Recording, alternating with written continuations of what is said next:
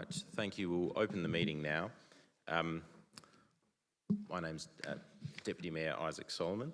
Unfortunately, the Mayor is running a couple of minutes late. He's just getting out of an important meeting.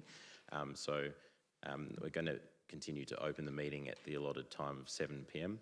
So welcome everyone who's joined us here in the gallery tonight, the rather full gallery, elected members, and for anyone who's joining us online. And thank you, staff. I'll start with the statement of acknowledgement. We'd like to acknowledge that the land that we meet on today is the traditional lands for the Kaurna people, and that we respect their spiritual relationship with their country. We also acknowledge the Kaurna people as the custodians of the Greater Adelaide region, and that their cultural and heritage beliefs are still as important to the living Kaurna people today. Attendance record. So we have all elected members here other than the Mayor. There's no apologies. Are there any motions to grant leave of absence? If there is none, there's currently no one on leave of absence, and the Mayor is running 5 to 10 minutes late. We'll move on to public open forum. So I have 3 requests to participate in public open forum here, and we'll go through them in this order. First, I have John Bolton. The second, I have Douglas Hyder, and the third is Ian Tooley. John, would you like to, or Mr. Bolton, would you like to come up to the microphone? And everyone will have 5 minutes. Thank you.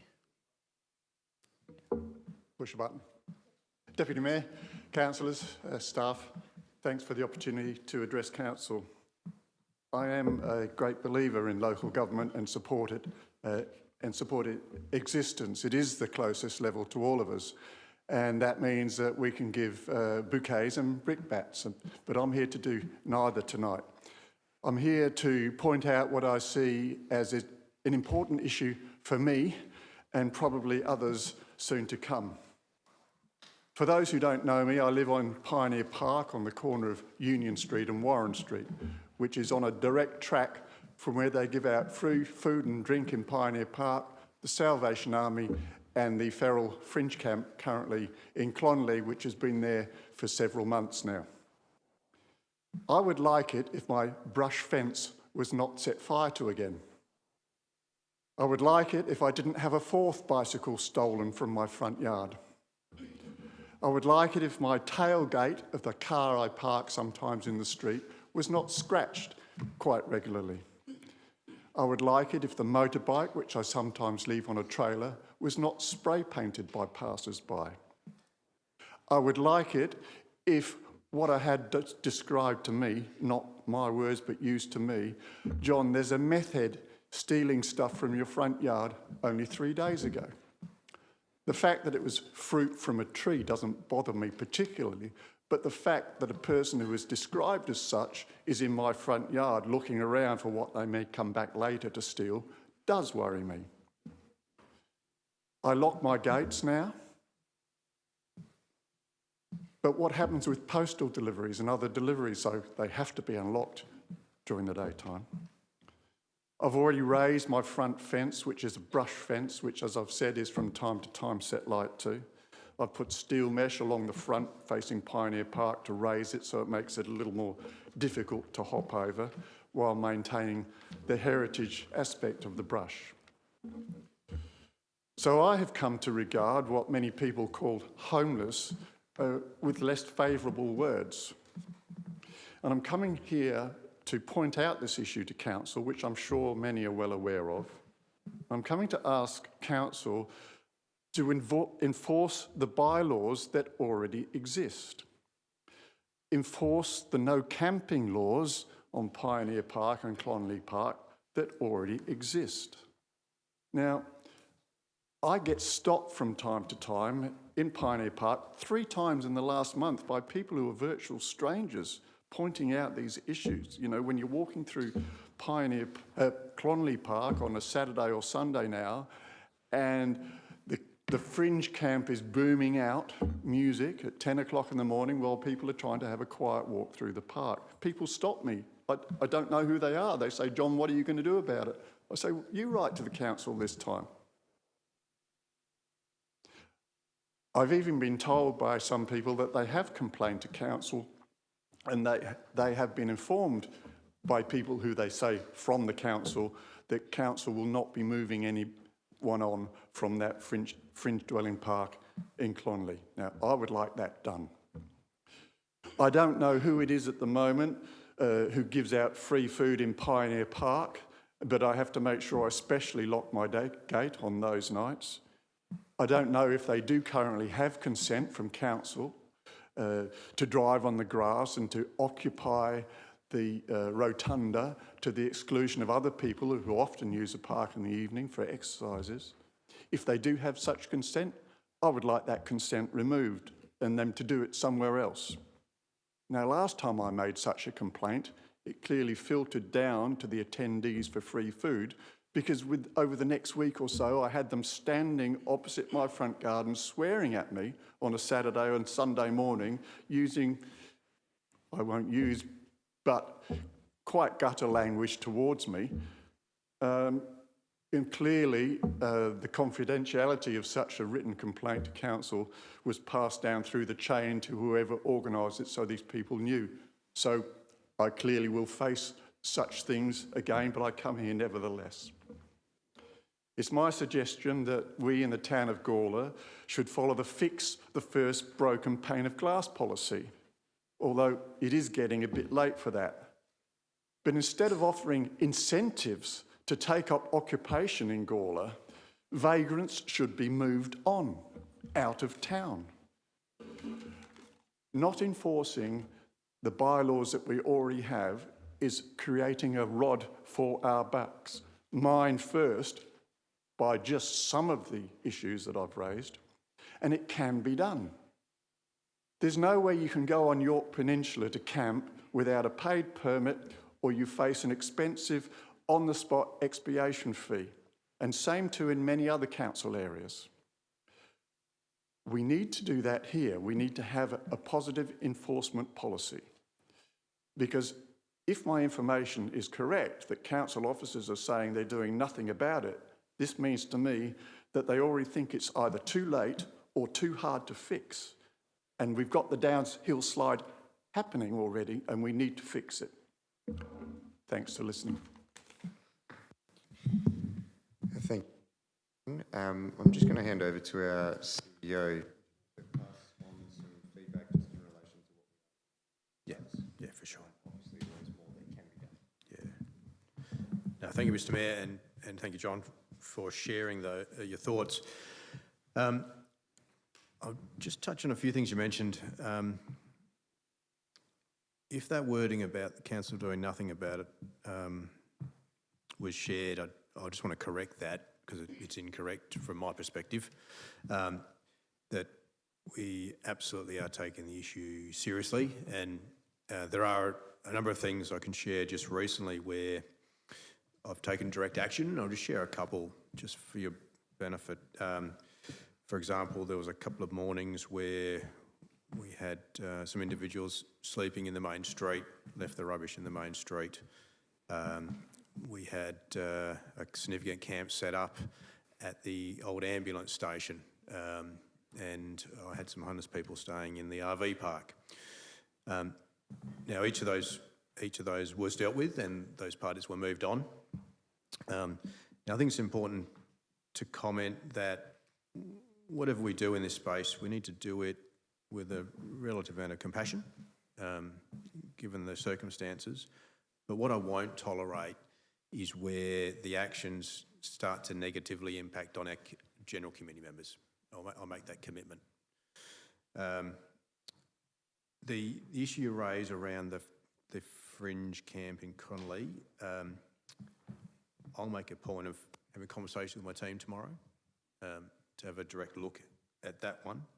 But and the other matter I'm going to look at is the food vendor, whether they've got all their required permits and approvals, but also look at how that's been conducted, and if they do, whether there's a better way we can facilitate that, because that is a positive thing that they are doing, but we just need to make sure, again, that it's not having a negative impact on the broader community, such as yourself.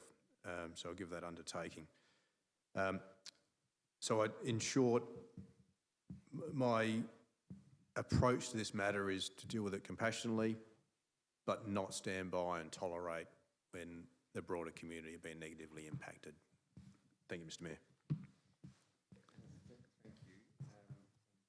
Moving on to our second deputation, I've got Douglas to speak on Springwood Stage 8 and 9. Welcome, Douglas. Thank you for that, and thank you to the council for the opportunity to speak. I think the topic, it was the Springwood Stage 8 and 9, and I guess the issue there is, for those, I don't think there's probably too many in the Gawler community that hasn't heard, but Springwood has cancelled the contracts for approximately 100 families in Stage 8 and 9. So, and I guess also too, when I just acknowledge also that most of the people sitting here are people who are interested or affected by this change. But I suppose despite this dispute is happening in a sense between the council and Welco, and my understanding is that it relates predominantly to the changes that have been requested along Carlton Road and Cheek Avenue. I guess from my observation, there's enormous reputational damage that's currently happening to Springwood and to the town of Gawler through this process. In the media, Welco have been described as, and I completely agree with this, scumbags. There have been other harsher terms as well, but I think it's appropriate for the action that have happened here.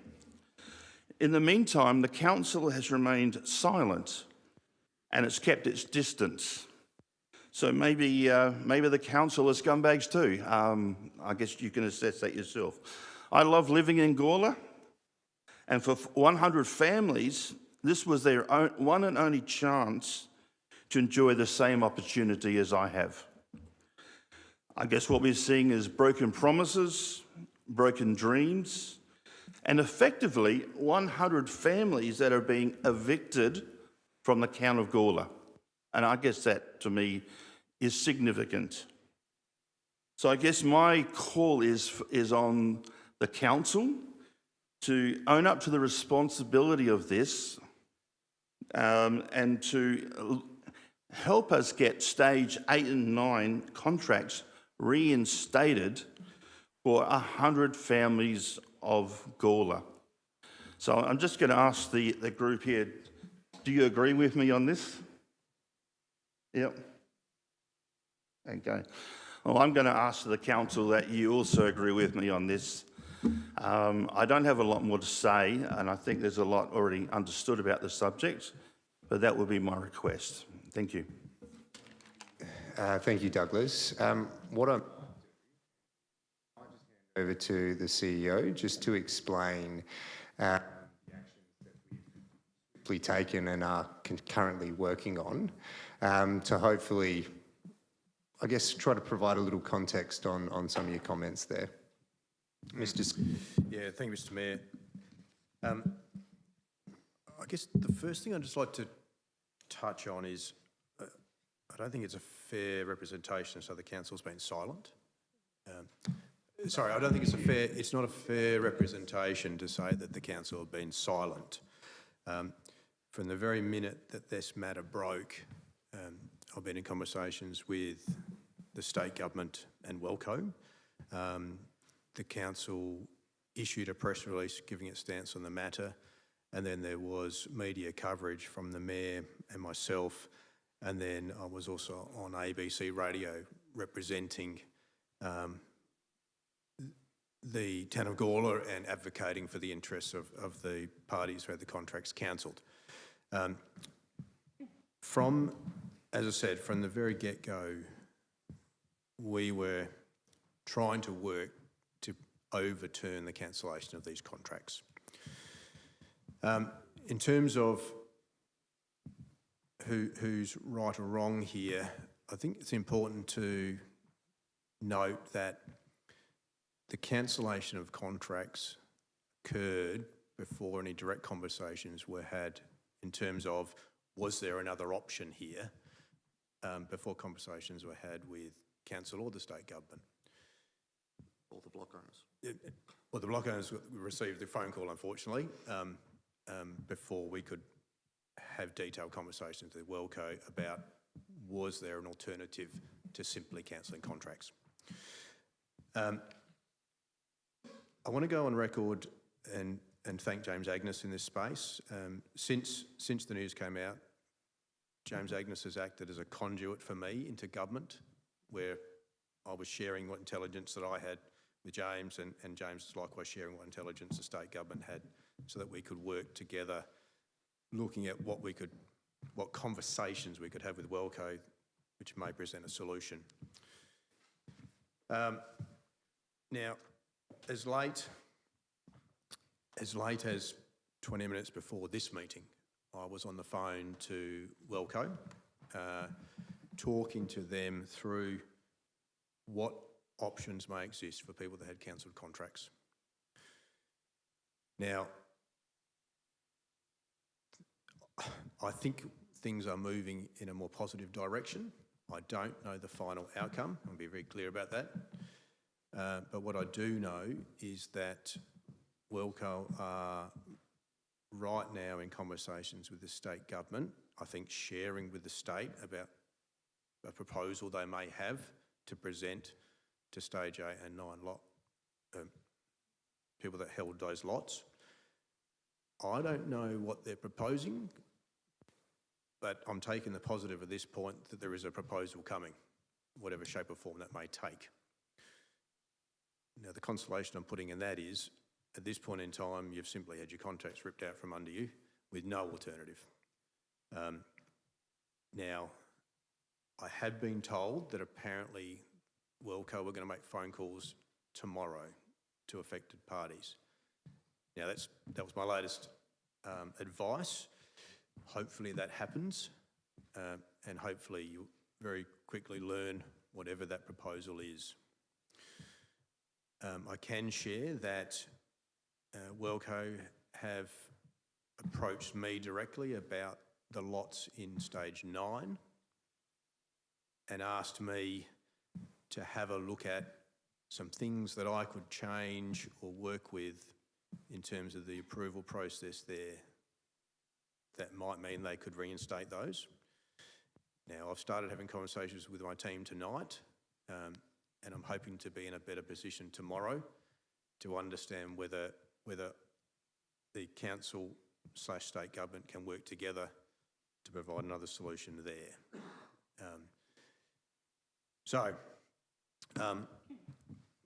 With your indulgence, Mr. Mayor, I know there's another deputation coming. If you're happy, I might continue through some questions that you posed to me. Is that okay? Just let me log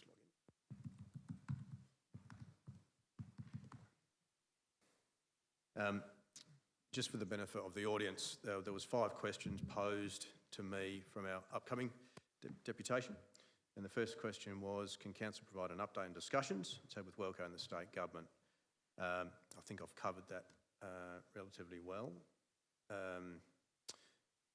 And I think at all times I'd reiterate our starting point was reinstatement of contracts. That was the starting point as the best possible outcome we could achieve.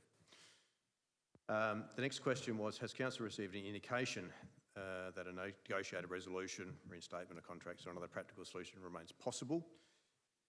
As I've just said, I am heartened that conversations are happening in the vein of putting options back to the impacted people without knowing exactly what's been proposed for Stage 8 in particular.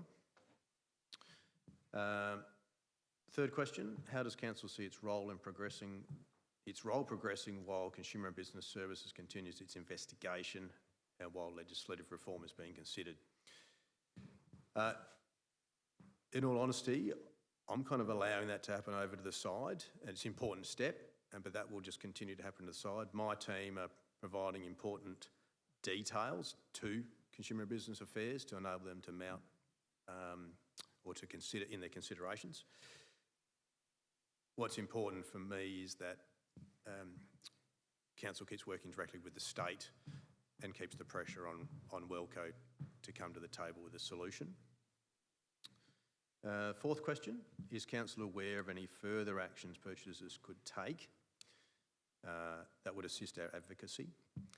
I think at this point in time, I'm not aware of anything right at this moment. And the reason I say that is because hopefully we're on the cusp of a solution being presented. Now the question remains whether that solution is going to be acceptable. Don't know that at this point in time.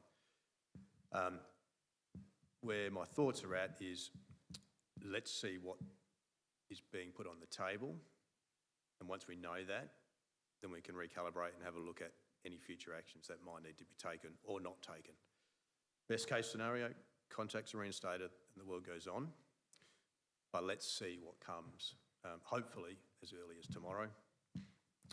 And point 5 is, will council continue publicly advocating for the affected purchasers? Again, I'll just reflect on the timing where we're at. So I think we've made our public representations to ensure that people are aware that we are advocating hard. Let's get through tomorrow with the commitments that are made.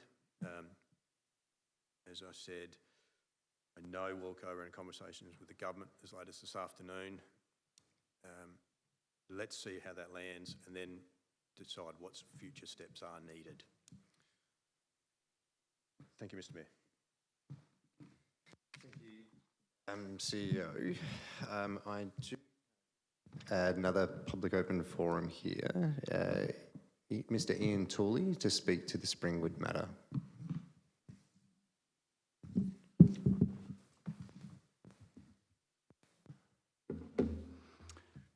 Thank you, Mayor. You say that you were blindsided by Wellco, but I'm finding that very hard to believe, and it needs an explanation because the Springwood earthworks for this road that cuts through stages 8 and 9 began months ago, well before the announcement that these contracts would be cancelled. For it to be true that you were blindsided, I believe means that you failed to do your job, that you were negligent, and that you took your eye off the ball. And I'll explain why I feel this way and why those affected here need an honest explanation. I served on this council for 7 years, including 3 years as a deputy mayor, 7 years in total, all during the period of major expansion of Springwood and the design, alignment and construction of the Gawler East Link Road, now known as Schomburg Drive. Every stage that Springwood proposed came to Gawler Council for approval, via the CAP or via this chamber. Each time Springwood provided detailed drawings and supporting documents for each new stage development, and Gawler Council intimately scrutinised every new proposal. I lived through that process. And elected members regularly nitpicked over house setbacks in the designs, the width of footpaths, the verges, the street lighting, the street trees, the street widths, emergency services access, and they questioned stormwater management. Some of that nitpicking was very good, and some of it was over the top. And each time the Springwood developers made changes until the town of Gawler was satisfied. Even when the town of Gawler's elected members' nitpicking, led mainly by the Gihar-controlled Team Redmond faction, reached such a level of absurdity that Springwood lost confidence in the town of Gawler, such that the Springwood sidelined Gawler Council and took future stage developments to the state CAP, or the SCAP, for approval. Even then, Gawler Council maintained its right to have a say and was always included and consulted by the SCAP before decisions were finalised. I still have many of the early and original Springwood stage drawings that show where the link road joining Schomburg Drive to Carlton Road and Cheek Avenue intersection, the road in question, cuts through the proposed stages 8 and 9 and shows where they would be located, untouching those blocks, designed around those blocks. Gawler Council had been consulted and has always had detailed knowledge of the details and the designs of the Springwood Stage 8 and 9 developments. You've had those, you've seen them. And that includes the size and location of the blocks and the design and alignment of the associated link road. In the same way that Gawler Council was intimately involved in the design and alignment of Schomburg Drive, Gawler East Link Road. Involved to the point that the town of Gawler spent many hundreds of thousands of dollars on designs and consultation to ensure that residents such as those on Eckerman Avenue were protected by having the Gawler East Link Road realigned so that it did not go down their avenue and did not affect their blocks. Gawler Council then intimately monitored the construction of the Gawler East Link Road to ensure full compliance. I was here through that whole period. Even as recently as your secret confidential meetings and your secret agenda items in 2024 and 2025, because you know I watch your meetings, regarding the design and the alignment for this Springwood Link Road and for its intersection with the new roundabout at the intersection of Carlton Road and Cheek Avenue, all of which are local roads under the ownership and jurisdiction of Gawler Council. Even in all those meetings, you had your fingertips on the detailed design drawings showing these Stage 8 and Stage 9 allotments and their relationship with the link road in question. And you never raised any concerns whatsoever. Even when the Concordia Basic Infrastructure Scheme document came out, and that came out in December 2025, a document that you had significant input into via your submissions as it was being developed. When that was released with its detailed drawings, that included the detailed drawings of the Springwood Link Road through stages 8 and 9 and joining the proposed Carlton Road Cheek Avenue roundabout at its northern end and the new roundabout connection with Schomburg Drive to the south, you, Gawler Council, raised no concerns whatsoever.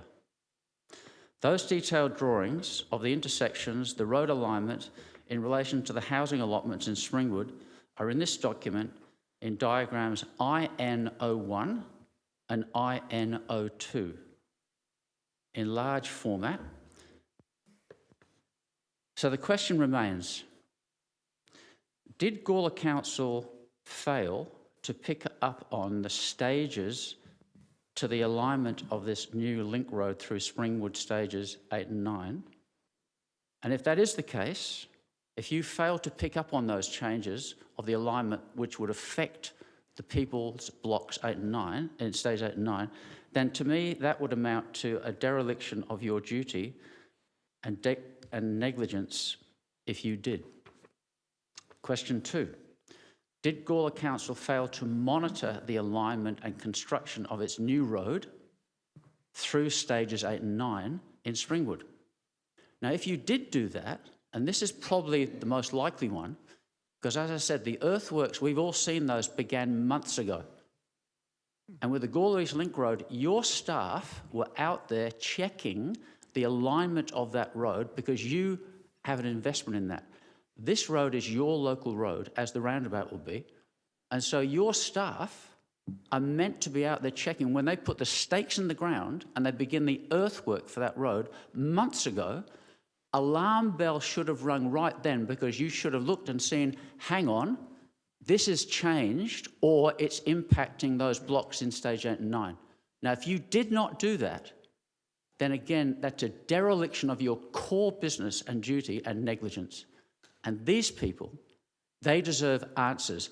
It is not satisfactory, I believe, that you simply pass all the blame onto Welco, who definitely are to blame, and simply walk away and say, we were blindsided. I've been there, I've sat there, I find that very hard to believe. Thank you, Mr. Tooley. Mr. CEO, can you please just explain the processes and the work that's been going on? Yeah, through Mr. Mayor, there's a lot in what was just presented, but I'm going to start with a comment that it's grossly inaccurate and an absolute misrepresentation of the facts. The state of play is that the road reserve that was put in place for the connection that had to go from the Cheek Avenue roundabout down Macmillan and to intersect with Schomberg. The road reserve's been in place since the development was largely put in place, and that road reserve width hasn't changed even as a result of the redesign that was undertaken on the road formation width. So in terms of the lots that were predicated, call it the original plan before the upgrade due to increased traffic from Concordia, they still had a similar road reserve to front onto. So even with a slight change to the redesign of the road that was going to get built in that road reserve, it didn't impact on the physical ability of those blocks to be delivered. Now, I will acknowledge that there may have been one or two blocks that, because of the roundabouts at Cheek and Carlton, possibly Cheek and Carlton's the main one, there might have been one or two blocks that had to be reconfigured or slightly adjusted in their orientation, but I still firmly believe that those blocks were there or could physically have been delivered. The roadworks didn't impact on that. Now, just touching on the point about being surprised, and in Mr. Tooley's own words, the earthworks were happening up until the very last minute, essentially, prior to the cancellation of contracts. That step in itself was surprising to us, because the layman assumed that if you were going to continue delivering those blocks, why were you working on them up to the very last minute?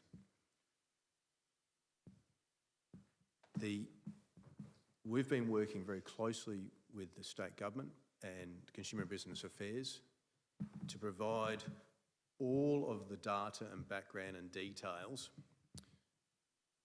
to categorically demonstrate to the state, if no one else, that the town of Gawler has been doing everything in its power to ensure delivery of this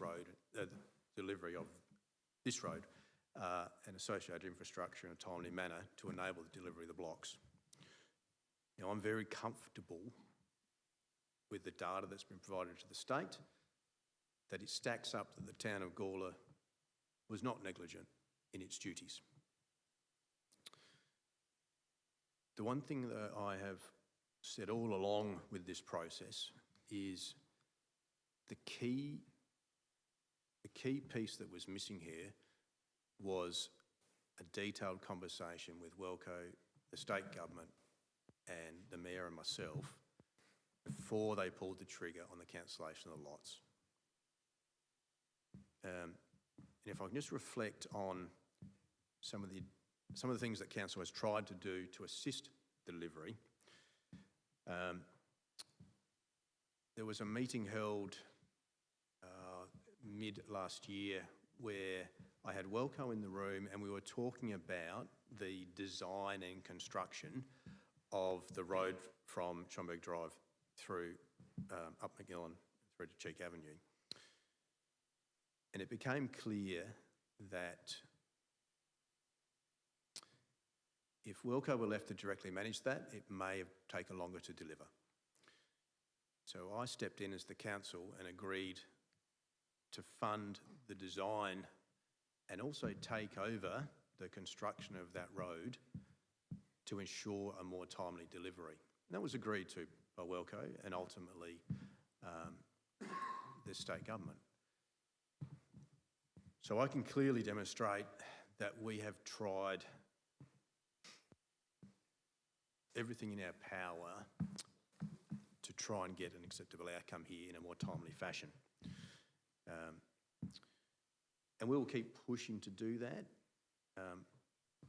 but I take umbrage to the suggestion that council's been derelict here.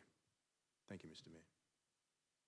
Thank you, Mr. CEO. Are you also just able to touch on the Cheek Avenue, Macmillan Parade, Gawler Link Road and Carlton Road and Lindott Road about the locality? And we understand that's in our portfolio and we understand how those roads are going to perform because of the data gathering and the modelling that we've been.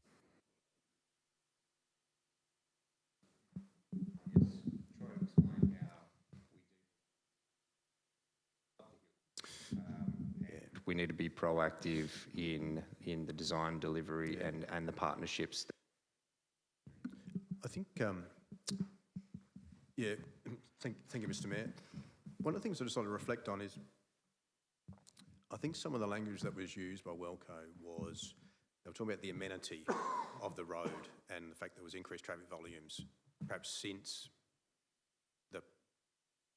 you purchased the block of land back for some parties, I think as long as 3 or 4 years ago. So what we know has occurred since that point is Concordia came online and new traffic modelling was done. And it is a fair statement to say that the traffic volumes will end up being greater than was initially foreseen before we knew about Concordia.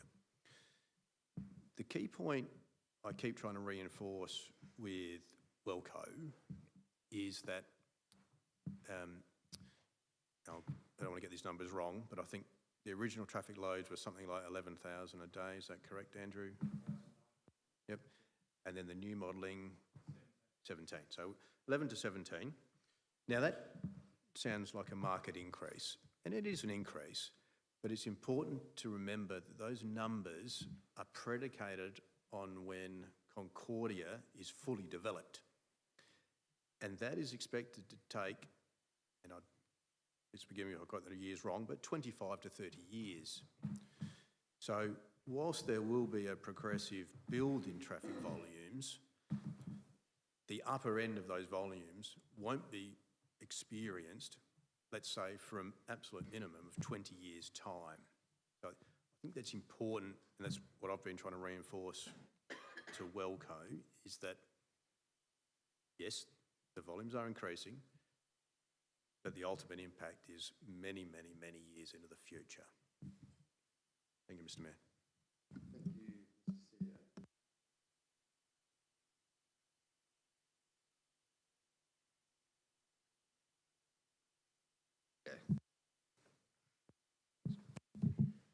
Thank you for that. I'm going to move on to our community grants recipient.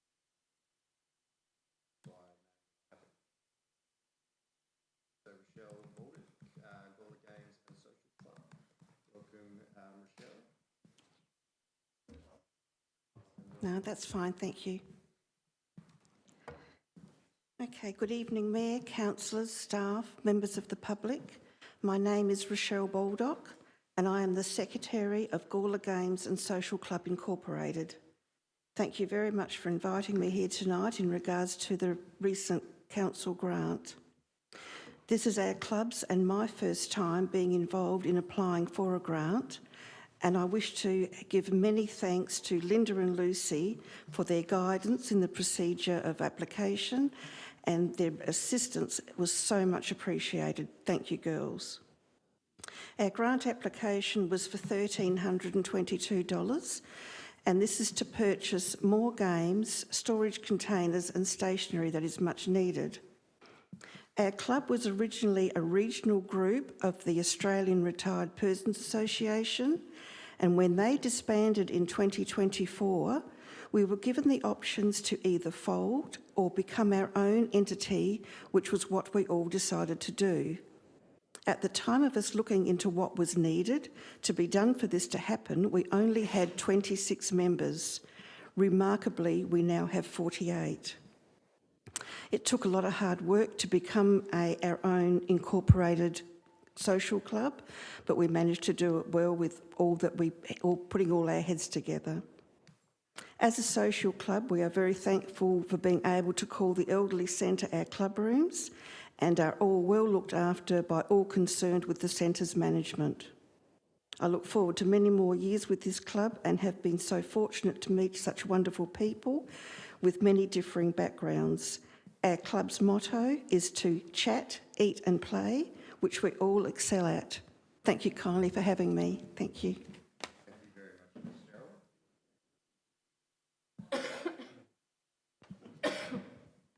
Thank you very much, Rochelle, and thank you for everything you do. Sam Sands, I have you next from the Aboriginal Bush School. I'm not going to, I'll probably butcher the name there. I'll let you say it. Hi, thank you. It's Kawa Parona. My name's Sam. I applied for a grant for my little bush school, which is held at the Salvation Army, the Riverside Salvation Army. I've been a foster carer for 19 years, and during that time I've had the privilege of caring for Aboriginal children. I've seen firsthand how important it is for them to stay connected to their culture, the community and identity. Bush School started in 2023 after I attended an Aboriginal conference in Darwin. I could see the need for these children who are all obviously Aboriginal children living with non-Aboriginal foster carers. If we don't get our job right, it could cause some damage in their future. So after leaving Darwin, I came home and decided that I needed to do more for the little fella that I've got in my care. But unfortunately, there was nothing. I contacted DCP, I contacted many organisations, I contacted individual Aboriginal people, artists, you name it, I contacted them. There was nothing around. So after contacting the Riverside Salvation Army and talking to Darren there, we decided that I was going to start my own bush school, even though I'm not Aboriginal. So this has been quite hard.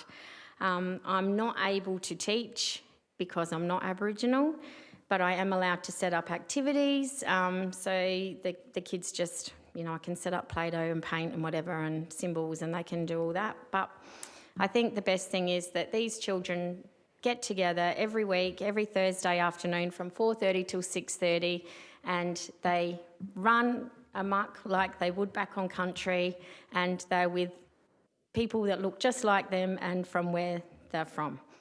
I've had no financial help with this. I tell a lie. I've had a little bit from Anglicare, who they're my fostering agency, so they have provided me with some cultural workers, but that's very few and far between.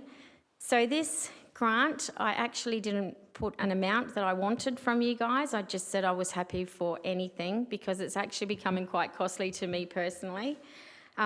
So I was very fortunate to get $1,500. So this grant will go to a company called Mara Dreaming, and they're going to come out and do some sessions with our children. They're going to do some cooking, some arts, some storytelling, and basically just the stuff that I can't do.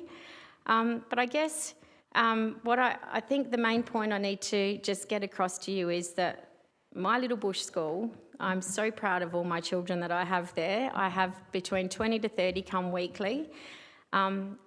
Two of those children in particular, very dark Aboriginal children, didn't want to be Aboriginal. They tried to wash their skin off. Because attending school, there are not many children that look like them. Now those two children get up on stage, and Mayor, I think you saw it at the reconciliation event. Those girls are actually standing up there talking, very proud of their culture, and actually doing dances for people that were watching. So thank you so much for this money. It's going to allow these kids to have some culture being taught to them that they otherwise might not have. So thank you, I appreciate it.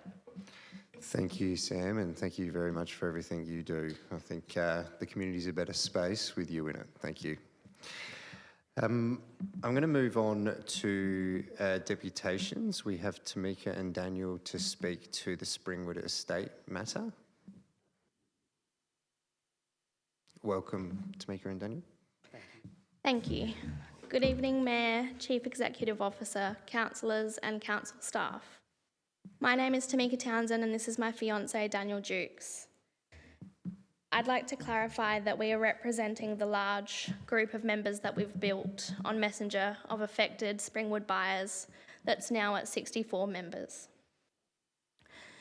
Thank you for giving us the opportunity to speak this evening on behalf of ourselves and 100 other purchasers whose contracts for Springwood Stages 8 and 9 in Gawler East were cancelled after 4 years of waiting for land we believed would become our homes. Before I begin, I would like to ask something.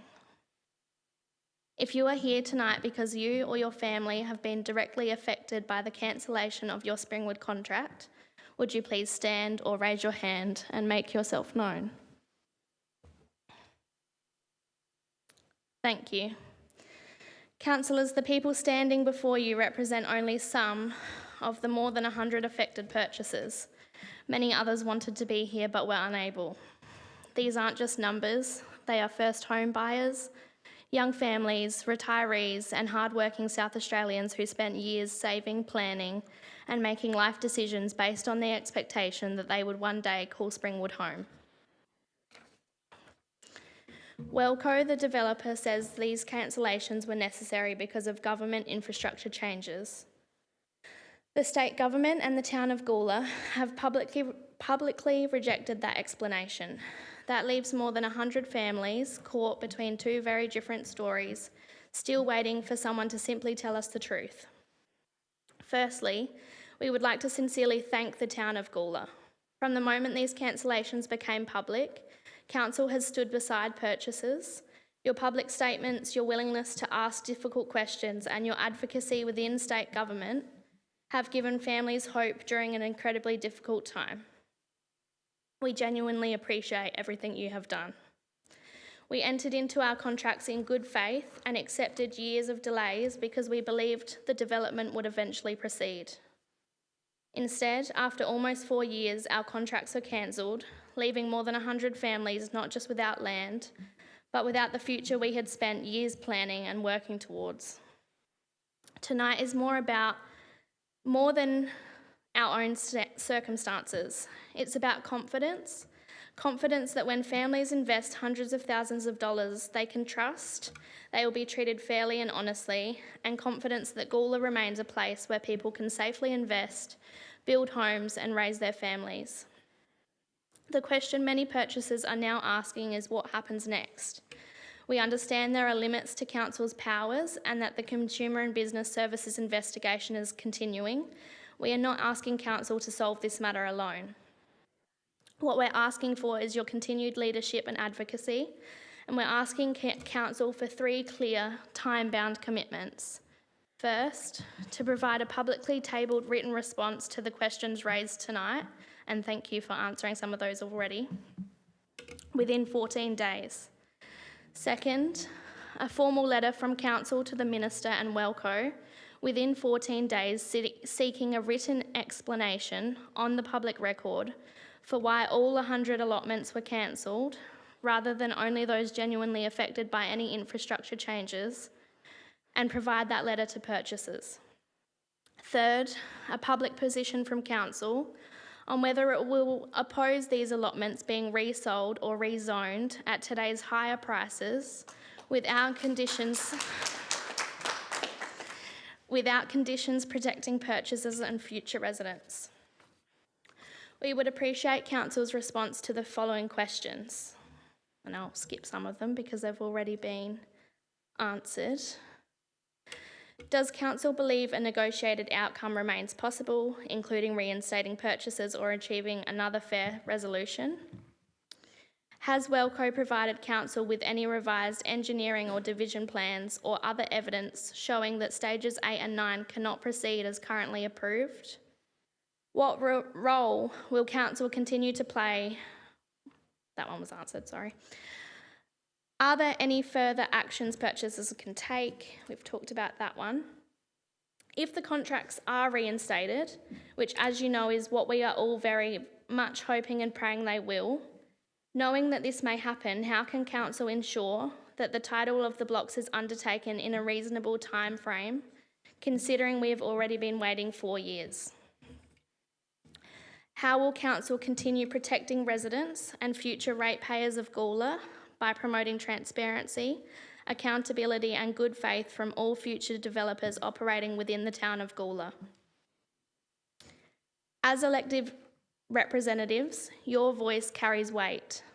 The way this matter is handled will influence public confidence in Gawler as a place where families choose to invest, build homes and establish their future.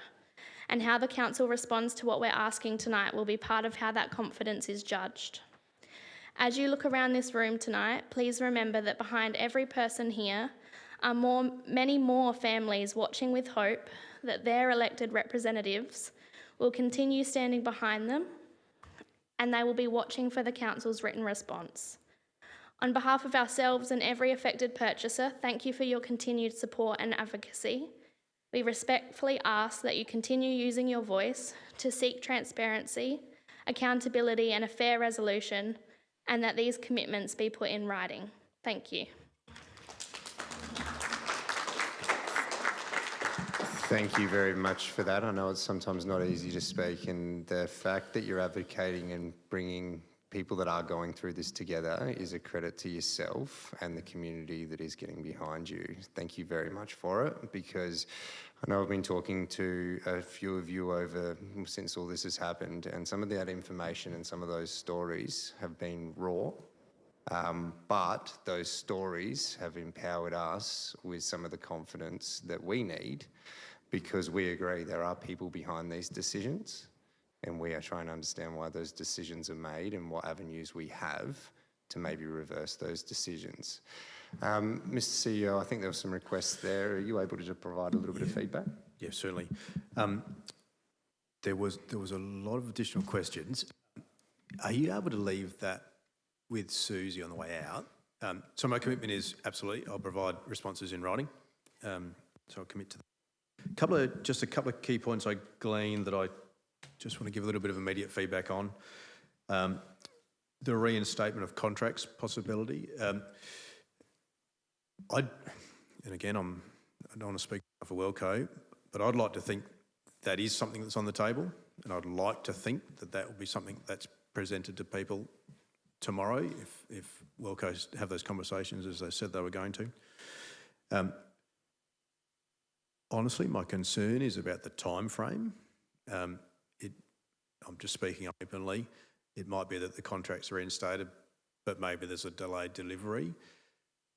And I can't comment on that. I guess we need to see what the offering is. But I do genuinely believe, I'd like to think that's on the table, that's coming to you, but it's what are the caveats around that I think you'll need to have a few further discussion on, and perhaps another discussion with myself once we understand what that looks like. In terms of the plans, there's been no formally lodged alternate plans around lots 8 and 9 at this stage. We're simply working with the current plans that were on the table just prior to contracts being cancelled. And I've got a third dot point here. I can't read my own writing. But it was around reinstatement, and I think I've touched on it. The key piece here is the timeliness of delivery. And I'm reasonably assured that James would have had these conversations into the government so they can relay these thoughts should a proposal have been presented to them as a bunch of offerings that the Wellco will make. It will be one thing to reinstate, but the hope is that they can reinstate and assure a reasonable, timely delivery. So that's what I'd be advocating for. But again, let's wait to see what their final offering is. Once we know what it is, and then we've got the facts to understand what our future approach needs to be. And let's keep pushing together to get a good outcome. Okay. Thanks, Mr. Mayor. Thank you, CEO. And just one last point to add as well, and I think you touched on it really well, Tamika, about the line of sight of the message this sends if this contract withdrawal is just embedded, and the message that actually sends the development industry, the construction industry as a whole, in a super heightened space while we're trying to get housing online and the like. And for a developer to be able to do this and stick to it, I think is something that's really intimidating, not only to those that are affected right now, but those that could be affected in the future as well, if this becomes one of those levers that can be pulled at any time. So absolutely get the sentiment there, and certainly it's front of mind for us as well. Mr. CEO, did you have? You now can read your writing, I assume. No, and I need for jogging my memory on what I was supposed to do. I'm reasonably assured that that little piece that the Mayor was just talking about, the state government, that's one of their key considerations they're working through from a legislative perspective. Again, haven't seen what they've proposed, but I know that was one of the key factors that the state are looking at, because the state the state in combination with people that are putting money for these blocks of land and building their hopes and dreams, they are looking to give future assurity people so they can have confidence when they make these investments. So, but again, the Mayor and I and the Council as a whole will certainly continue to advocate in the space. Thanks. Thank you very much, Mr. CEO, and those in the gallery that came along to present and also support those presenting. Thank you very much once again. We're going to move on with the agenda as it sits. Firstly, though, it was remiss of me. Elected members, did you have any further questions that you might want to ask, given the presenters at this point in time? There be none. I'm going to move through. Okay, thank you very much, everybody. Working through adjourned items, we have nil. Petitions, we have nil. Looking for a mover for the confirmation of minutes for the meeting held 22nd of June 2026. You're happy to move that way, Councillor Hughes. Do I have a seconder, Councillor Davies? Any discussion or any questions? No. I'm going to put that motion. All those in favour? That is carried unanimously. Thank you. Any business arising from minutes being nil? We are now on our first decision report. Any questions on this one, the Willestree Cemetery Master Plan? Any questions before I look for a mover? You've got a question, Councillor Samble?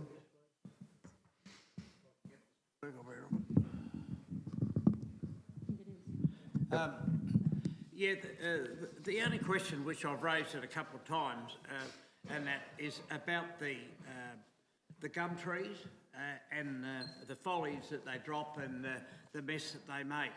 I have not seen, even though with the person, the consultant that came and spoke, we spoke about it, and he said that they were going to be pruned down to a lower area or removed, and nothing is in that about those trees.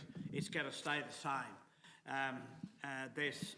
There was a petition here a couple of years ago, it went around and it came back that they were going to be pruned down, because they're the sort of tree that can be pruned down to around about a couple of metres and then foliage out. Like they are now, as soon as they drop their leaves, they stain the graves, which has cost a lot of money and all that. I'm just wondering if Andrew or whoever could mention why that's not been included, because it's been raised a number of times. Mr. CEO? Before we go to Andrew, I think one of your councillors might want to make a comment. Without wanting to steal Andrew's thunder, but I'm sure he's happy for me to do it, on page 6, under the list of key proposed works, that will include the gradual placement of the sugar gums, prioritising those within or adjacent to the remnant vegetation. It is in there, Brian. It's there. No worries at all. Does that answer your question? Yep. Okay. Yep. Thank you, Councillor Samble and Councillor Hennessy for jumping in and answering that one. Any further questions before I look for a mover? There be none. We have an officer's recommendation, looking for a mover. You're happy to move, Councillor Hennessy? Would you like to speak at all? Yes, I will, Mayor. Thank you very much. As we all know, I am part of the Friends of the Wilson Cemetery, so I have been actively involved in lots of the consultation over the past many years with this. I'm very pleased that we've got to the stage now that the master plan is finished. I think it represents an extremely good piece of work, and I think this final stage of bringing it back to a 10-stage program with some indicative costing is a good idea, in that it's a bit like our playground program. We now can see what work needs to be done and a staged approach of considering it within our budget capabilities. Personally, another personal there's already a point that I think the community's already grasped is the idea of having a gathering point in the north section of the community of the cemetery. We've already got schools interested in bringing students in by bus to make use of the history in the cemetery. So, I mean, it can only get better from here. You may have read about some of the suggestions and discussions about the lawned area, and you can see in the report that that will not be expanded, neither will it be removed.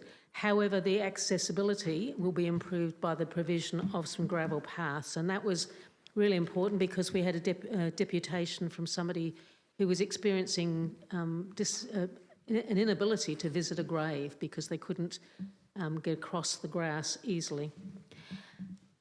I've talked to Andrew on this, but one of the things that perhaps is of concern in there is an Appendix H, which lists from the 2003 report a list of significant graves in the cemetery.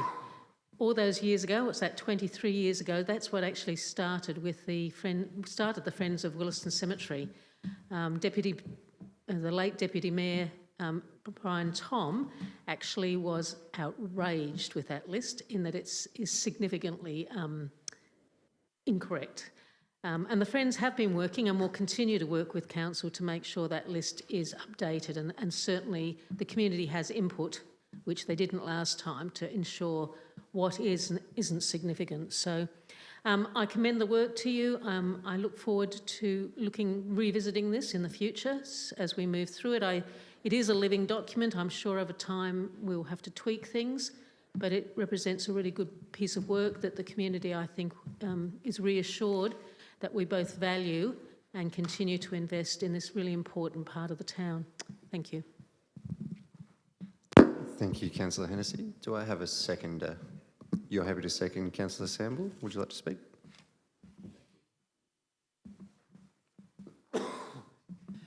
Yes, I'd certainly like to second it, and I thank Councillor Hennessy for picking up that. For an old fellow like me, I don't know whether anybody noticed, but if we could read that, if I was 10, yes, I could read it. Can we please have whoever's printing this to put it at full page? Because then I would have seen that and I would have known that. So thank you very much, and I'm happy to second this. Thank you, Councillor Samble. I think we'll note that concern, warranted. Thank you. Any further discussion on this? No further discussion. Councillor Hennessy, would you like to close the debate? You're happy for me to put that motion? I'm going to put that motion. All those in favour? That is carried unanimously. Thank you, members. We move on to item 9.2 on page 17. Any questions on this one before I look for a mover?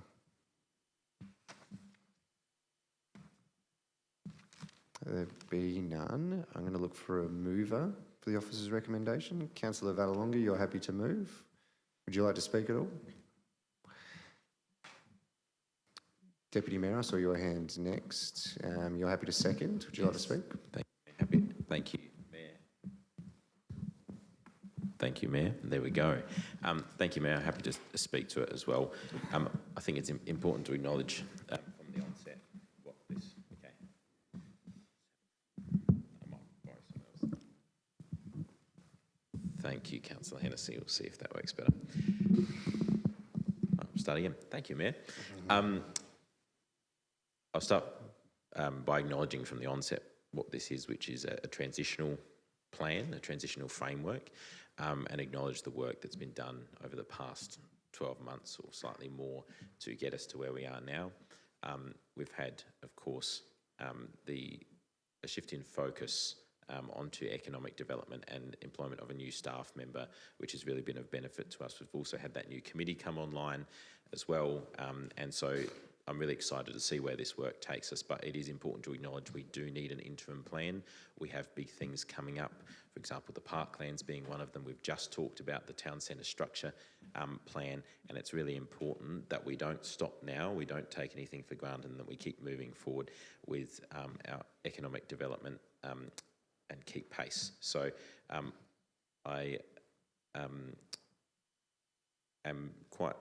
I'm happy with where a lot of this work sits at present. I acknowledge there was quite some engagement on the principles that were going to go into this new plan, and we had the workshops on that, and it was raised with the business committee as well. But just to acknowledge, this is a provisional, this is an interim plan until we are able to establish our full economic development agenda, but it's something we really need to do over the next few years, because we can either shape what the growth looks like in the economic space and ensure that everyone is brought along with that, that it provides jobs, it provides choice for customers, and it provides places for people to be and to want to be in our town, or we can let things happen to us and have everyone left behind. So, important piece of work. Thank you to everyone who's contributed to this, and happy to put this one out there. Thank you, Deputy Mayor. Any further discussion? There be none. Councillor Vallelonga, are you happy for me to put that motion? I'm going to put that motion. All those in favour? That is carried unanimously. Thank you, members. We move on to item 9.3 on page 71. Any questions on the draft stone curb policy before I look for a mover?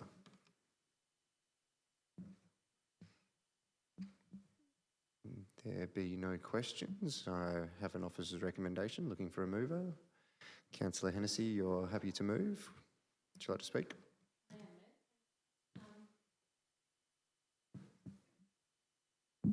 There's a question on notice coming with that. I'm going to move this, but in doing so, I'm actually going to express my disappointment with the report. I'm going to support the fact that we release it out to community consultation, because I find it to not actually have captured the discussion that we had as an information briefing, nor has it captured what the community has tried to provide to us. So I think the solution is to put it out for community consultation. I'm going to suggest that we put it out for extended period so that we can mould this into something that I think can be better described as a policy. I think the idea of just looking at whether or not we will replace curbing with the original slate or a new slate as part of the budget arrangements is fraught with danger. Given that that's a 5-month program and enormous amounts of information, I think there's quite a risk that this information could just be swept away in the process, rather. And so I actually think we need a better written policy. So my suggestion would be that we allow this one, rather than the standard 6 weeks of consultation, we allow it to go for perhaps 8 weeks. And I do that on the basis that we have a lot of things out for consultation at the moment. We have 2 state consultations that we're supporting, which is the flood hazard and what's the other one? The other one is the cuddler growth.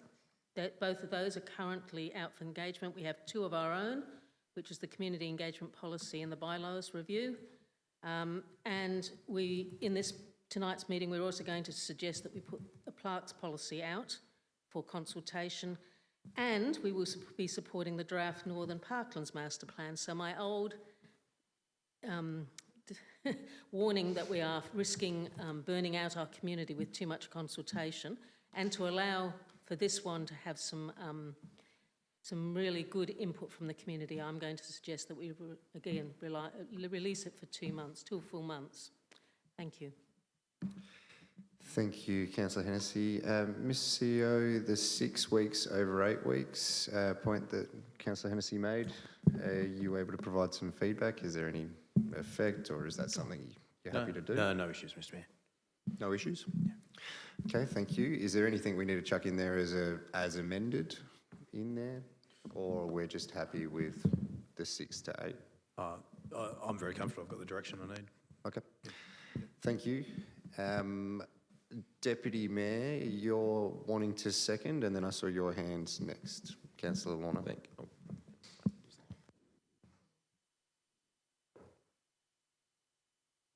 Thank you, Mayor, and thank you, Councillor Hennessy, for the slight amendment there.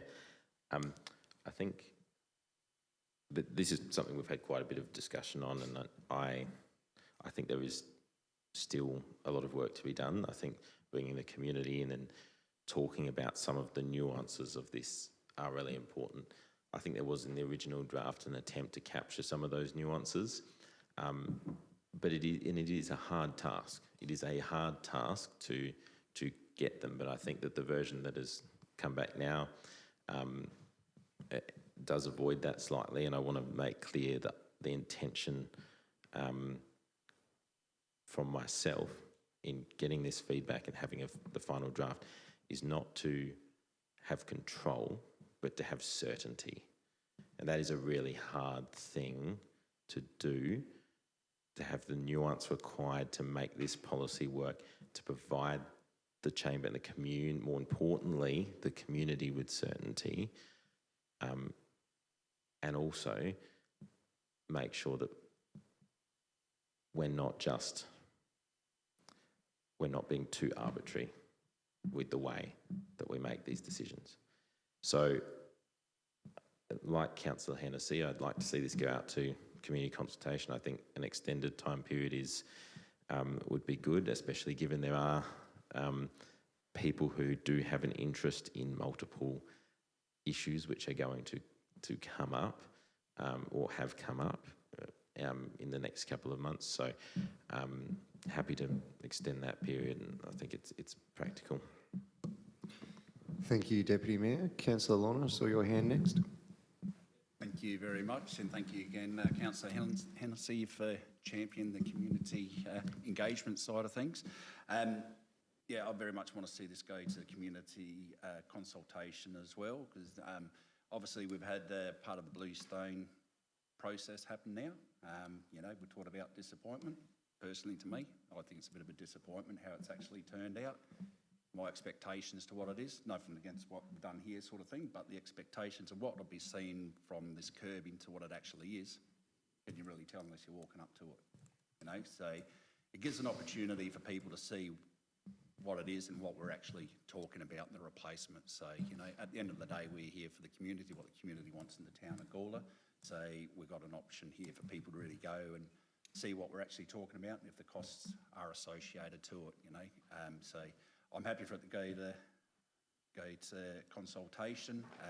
You know, there's always work in these spaces and everything that we've got to do with heritage. So, yep, I support and what you said as well, Helen. Thank you very much. Thank you, Councillor Lorna.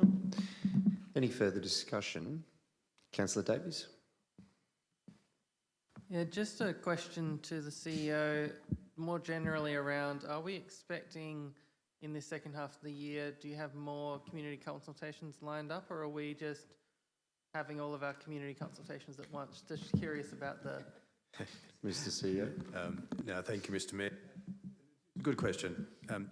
I think if we reflect back, the reason why all of those forward is before we knew where the ALGA were going to land with the extension frame around the upcoming local government elections. Now that we no longer have such a time crunch imperative, I would use my power to ensure that future public consultations required, they're done so we ensure we don't have things going on at once. But as I say, I think we're still just coming off the back of the consequence of the move from November to April. Thank you. Thank you for the question, Councillor Davies. Any further discussion? There be none. Councillor Hennessy, would you like to close the debate? You're happy for me to put? I'm going to put that motion. All those in favour? That is carried unanimously. Thank you, members. Moving on to item 9.4, we have page 79. Any questions on this one before I look for a mover? There be none. I'm looking for a mover of the officers. Councillor Hughes, you're happy to move the officers' recommendation? Yes, I'm happy to move the officer's recommendation. This was sort of discussed in detail at a briefing. I thought the briefing sort of explained the whole framework really quite well, and how it sort of is a broader document that covers a lot of actions. So certainly think having a management framework is a good thing to do. It can't cover everything in the framework, but that's not what it's about. It's those broader aims, which I think the workshop sort of covered that really quite well. And just and keen for the work that's outlined to progress really. And I think it is something that the town of Gawler, the residents really do. Want to see the whole greening of our area. They do hold a lot of value in our public areas. There is that debate about those pocket parks and those small areas, but also the values in all of that integrated together and working together. So happy to move the motion. Thank you, Councillor Hughes. Do I have a seconder? Deputy Mayor, you happy to second? Thank you, Mayor. Oh, thank you, Mayor. Yep, happy to second that. Microphone's working. Let's see how we go. Look, I think we're really starting to see the benefit of some of these workshops that we're having now, and thanks, staff, for this one. I think it's good because it does, as a plan, start to outline some of the proactive steps that we are taking. I mean, we hear a lot in local government about tree canopy and those sorts of things, and there's always these big ambitious targets set, and there's really little information on how we're going to get there. It's good to see some of that start to be reflected in this plan about how we are going to reach that 30% target. But also there's reference in here to future requirements as well around environmental or climate standards and what might be brought in the future. And we're taking a really proactive approach to addressing some of those things before they happen, and I really like to see that in the way that we're planning these things. I'd love to see it with the Gawler Growth Framework, where we came out ahead of the GARP, and we already had things that were ready to go, and we weren't struggling to catch up like some councils. I think in an environmental sense, this is what this is doing here, is that it is actually taking into account what some of those future requirements might be and saying, okay, we actually have a plan ready to go. Here's how we're going to address these concerns. And so we're not playing catch up. There's also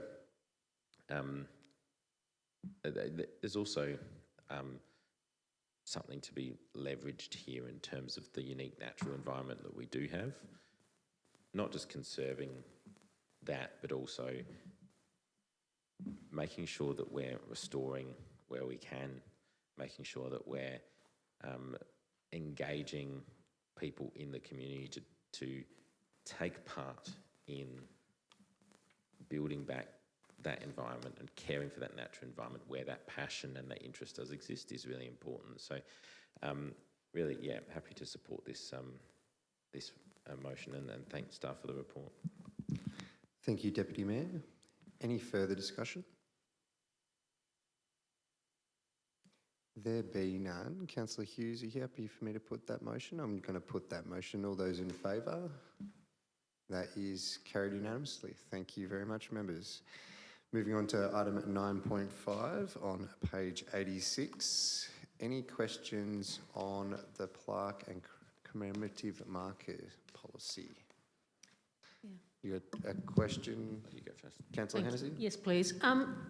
In the report, it mentions that we have a register of existing plaques and commemorative markers.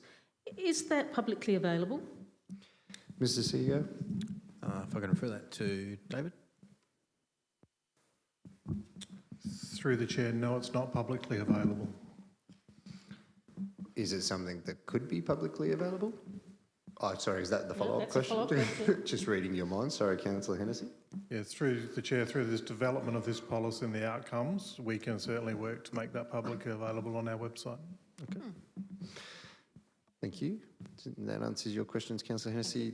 Did I see your hand up there, Deputy Mayor? It was just a few questions. I think some of it may be addressed in the public consultation, but just in regard to ensuring that I've been asked a couple of questions myself and want to pass them on from the community, but just in regard to not wanting to oversaturate, as it's mentioned in the report, how do we ensure that we're providing a memorial which is adequate, but also adequate opportunity for people to have a memorial instated in the future? For example, if we have a park bench somewhere, we only have so many parks, how are we making sure that we're appropriately allowing people in future generations to be able to have memorials in those areas as well, and that we don't get a huge influx of people seeking a park bench only to not allow someone else to in the future? Do you want to answer that one, Mr. CEO? Yeah, thank you, Mr. Mayor. I might refer that to David, who's got some thoughts on that matter. Through the chair, that's a very complex question, to be honest, only because the policy has assessment criteria and categories. So the first step is to see whether the application can actually proceed. Then we'll look at our spatial awareness and say these are the locations of existing ones. Is it appropriate for another one in the area or not? Certainly in terms of reserves, there's a limitation around the number of park benches that we would allow, only because of our classifications and things in our place-based strategy and open space guidelines. So it is quite a complex one and would need to be assessed on an application basis in the future as well. As we grow, there will be more reserves available throughout the council area in growth areas, more open spaces that future communities could access in that regard. However, yeah, it's a part of that assessment methodology through the framework that we're presenting. Do you have a follow-up there, Deputy Mayor? Through you, Mayor. Just in regard to that, it was voiced with me by someone that they would may be happy seeking a time limit to be put on a memorial, which they wanted to allow people in the future to have access to those spaces. I know it's a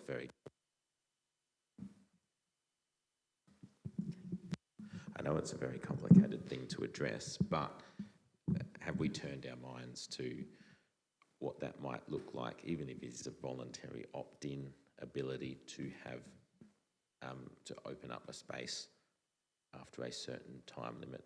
Otherwise, I think we'll find that there will be some disagreement about the time that has been sought for a memorial to exist.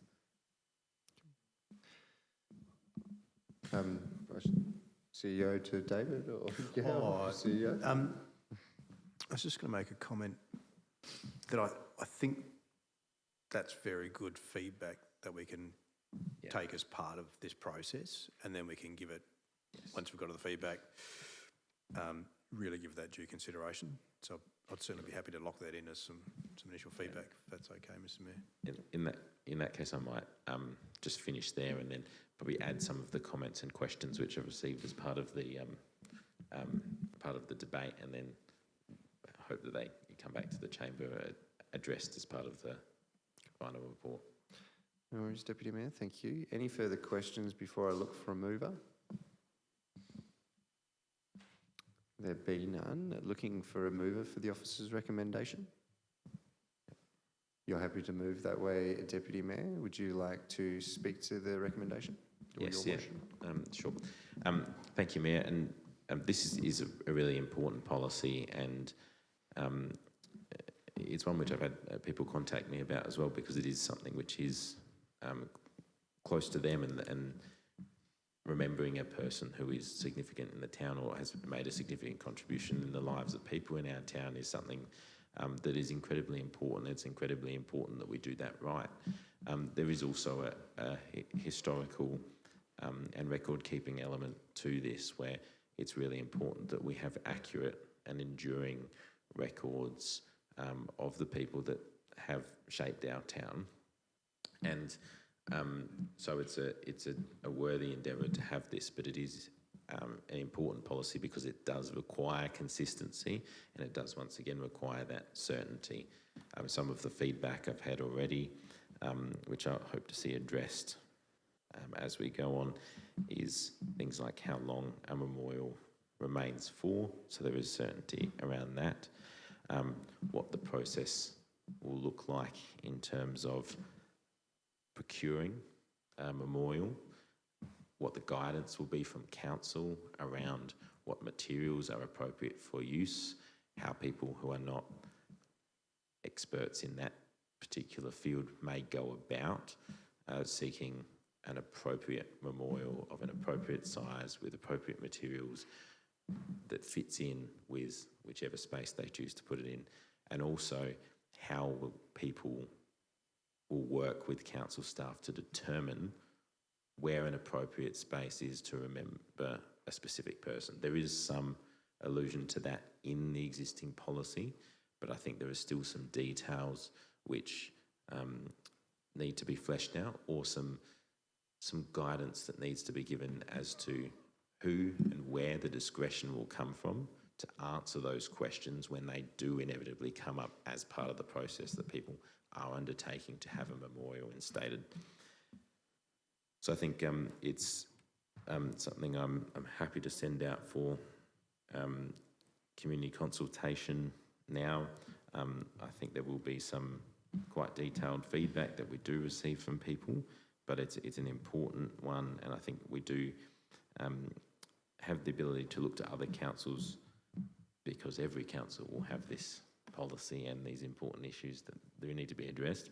So there is that ability to look at other councils to seek what best practice is, and I think some of those examples have already been raised with me by residents who have experienced that as well, and I'm looking forward to hearing from them with that lived experience. Thank you, Deputy Mayor. Looking for a seconder. You're happy to second Councillor Hughes?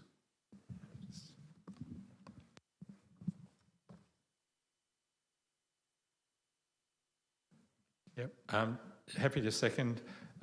Looking forward to the feedback. I do think this policy, the work will need a bit of flexibility.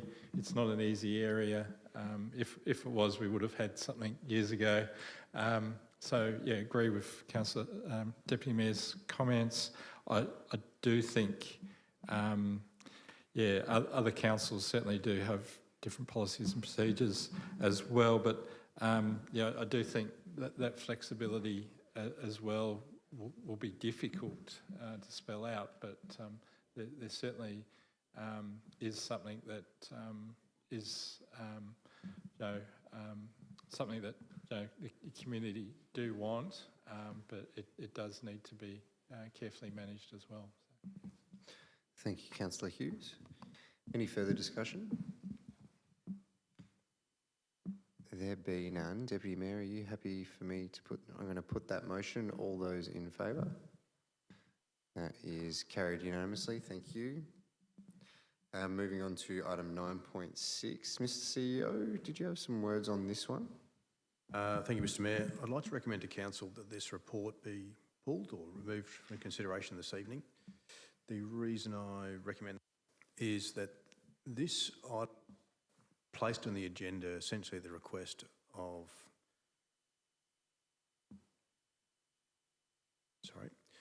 this item was placed on the agenda maybe in haste by myself. And I'd like more time to explore the question actually want a deputation provision added in or not. So I'd like some more time to do more investigation. Thank you, Mr. Mayor. Thank you, Mr. CEO. This particular one, coming as a recommendation from the committee, might be the function we would see in the future potentially? Yes, that's probably the last. If they do want changes, I'll make sure the formal process is in place and they requested of us. So I was probably slightly hasty in putting this up. Thank you, Mr. CEO. And did I have any questions about this one at all? Or you, the CEO withdrawing, Susie, that's fine. We don't need to move a deferral. Perfect. The item is now withdrawn. We'll move on to item 9.7 on page 133. Any questions about this one at all?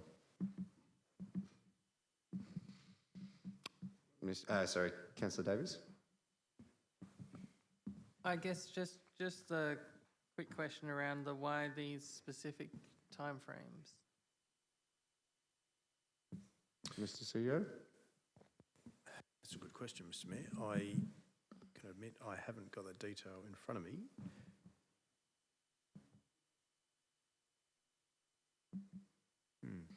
I'm happy to take that on notice, provide that back. It sort of makes sense, number 2, but number 1's throwing you a little bit. Yep, rightfully so, I understand that. So we'll probably take that question on notice. Any other questions at all? I mean, we do have a couple of normal board members, but I don't know if you guys have got any context. Let me just check something, but I think I might. We might be able to come back to you, Councillor Davies, as the conversation goes on. Any other questions before I look for a mover?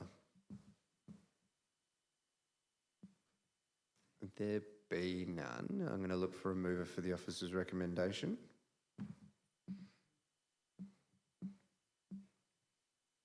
Looking for a mover for the officer's recommendation. You're happy to move, Councillor Davies?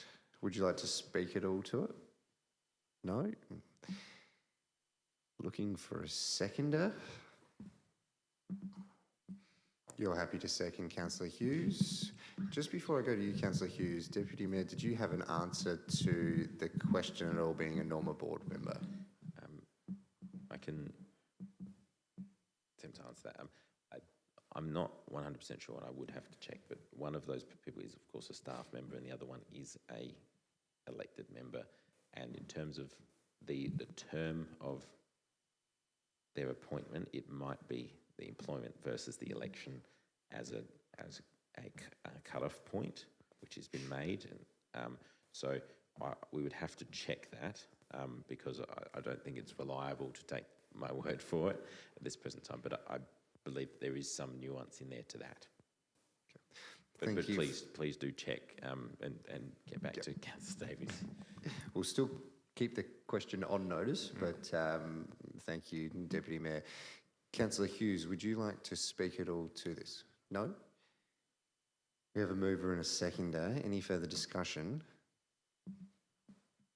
There be none. Mover, are you happy for me to put that motion? I'm going to put that motion. All those in favour? After all that, we got unanimously carried anyway. All good. Thank you. Moving on, item 9.8. Any questions on 9.8 on page 138 before I look for a mover at all? Question, Councillor Hennessy? Please. Page 145. Can somebody explain to me what a feature manipulation engine is? Just to get to that page. 145, was it? Yeah. Councillor? Yep. Sorry, it's just a list of things that we have. It's a capital project item, and I've. What was the description there, Councillor? It's called a feature manipulation. So it is. Oh, feature manipulation. It's about the 5th one down on the list. Yeah, so that is a lawnmower that can get up and over contours, I believe, and feed. No, sorry, shooting from the hip, Mr. CEO. And Mr Mayor, I don't know. To Sharon. Oh, is it? It was an enhancement to the GIS system that enables geez, us I was to way do off. better planning, map planning in the GIS. So it doesn't mow anything? Oh my No, it doesn't mow anything. We're 100%, no, okay. Yeah, so it was just an enhancement to our GIS software which we use to do planning and spatial planning. Excellent. For those reading along at home, could we perhaps next time have in brackets software? Because I do recognise the one underneath it as being a piece of software from my background. But it would help perhaps if we could have that clarity. Thank you. No, fair point. Thank you, Councillor Hennessy. Any further questions at all? If there be none, looking for a mover for the officer's recommendation. You're happy to move. Thank you, Councillor Lorna. Would you like to speak at all to it? No? Looking for a seconder. You're happy to second Councillor Vallelonga. Would you like to speak to it at all? Any further discussion? There be none. I'm going to put that motion. All those in favour? That is carried unanimously. Thank you. Moving on to item at 9.9, which is now being withdrawn, I believe, given the email, Mr. CEO. Yeah, so Mr Mayor, full disclosure, talking about the last item to be withdrawn, for a moment, talking about this item. So this item, community that's at home, I recommend this being withdrawn in light of the fact that this came essentially at the request of the current, or now previous, property owner.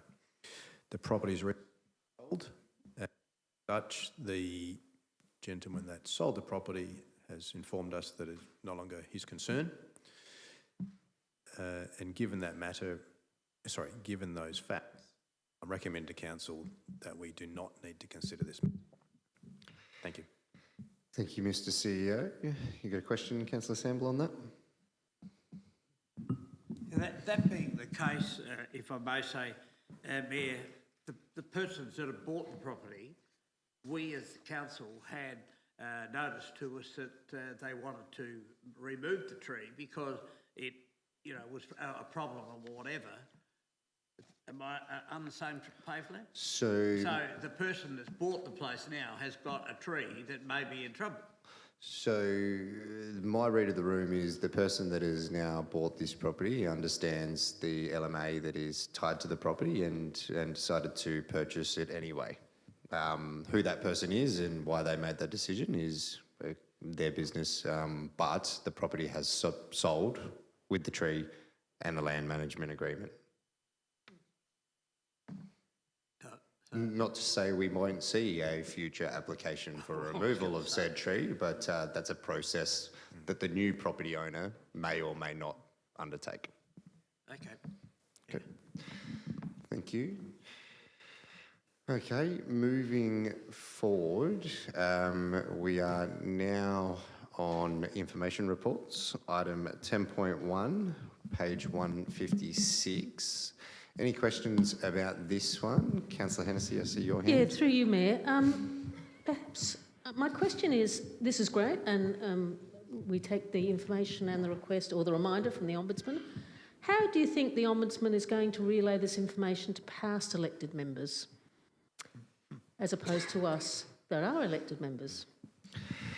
Mr. CEO, I mean, I guess my quick response would be putting it in a public agenda and hope past, present and future elected members are watching and reading. But, Mr. CEO.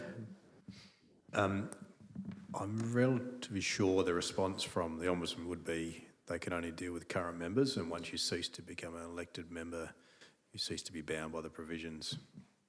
And you wouldn't, once you are no longer elected member, you wouldn't be in receipt of future legal to do with council matters. So I'm not sure they envisaged providing to past. The point that I'm picking up is that during the period at which you were elected members, if you were in receipt of confidential material from the Ombudsman, that is a lifetime arrangement, not for the Until it's term of your lifted. elected people. That's why I'm asking the question. Because, and I don't know that it's our responsibility as a council to do that. I actually think it may be worthwhile, well, take advice, alerting the Ombudsman that, you know, how would that be promulgated to those people? Because I think, reading between the lines, I suspect some of the complaints she might have got come from that quarter. Through Mr Mayor, I'm happy to provide the feedback to the Ombudsman. I think in this case there's a request to put it to this meeting, but I'm happy to provide that feedback because, yeah, it is a pertinent thought. Yep. Thank you, Councillor Hennessy. Deputy Mayor, you got a question? And I think the question here would probably, I'm happy for this to be taken on notice, but what ability does the Ombudsman have to enforce this ruling against a person who's a previous elected member? Because I think that's the important part. It's not whether they're allowed to or not, because they're not, but that's clear. But with lack of enforceability, I think it opens up some questions, and I'm happy for that to be passed on to the Ombudsman as well. But what is the ability? Yeah. And obviously each case will have its own set of facts that need to be taken into account. Obviously, while you're a currently elected member, there's provisions in place. Elected member, that does change the landscape. But again, happy to at least pose the question to the Ombudsman to consider for future reference. Thank you, Deputy Mayor. Any further questions before I look for a mover? There be none. Do I have a mover for this noting report? Councillor Hennessy, would you like to speak at all? No. Looking for a seconder? Councillor Vallelonga, would you like to speak at all? Any further discussion? Deputy Mayor? Just speak quickly. Okay. Just to add something, but yeah, no, I think it's a good reminder. I think it does deserve to have some attention, and perhaps there needs to be some exploration of how these things are enforced, and particularly there needs to be some reform around what can be disclosed by previous members of a council when they're no longer an elected member, because there is real harm that can be done by disclosing those things, and we have seen examples of that across the state.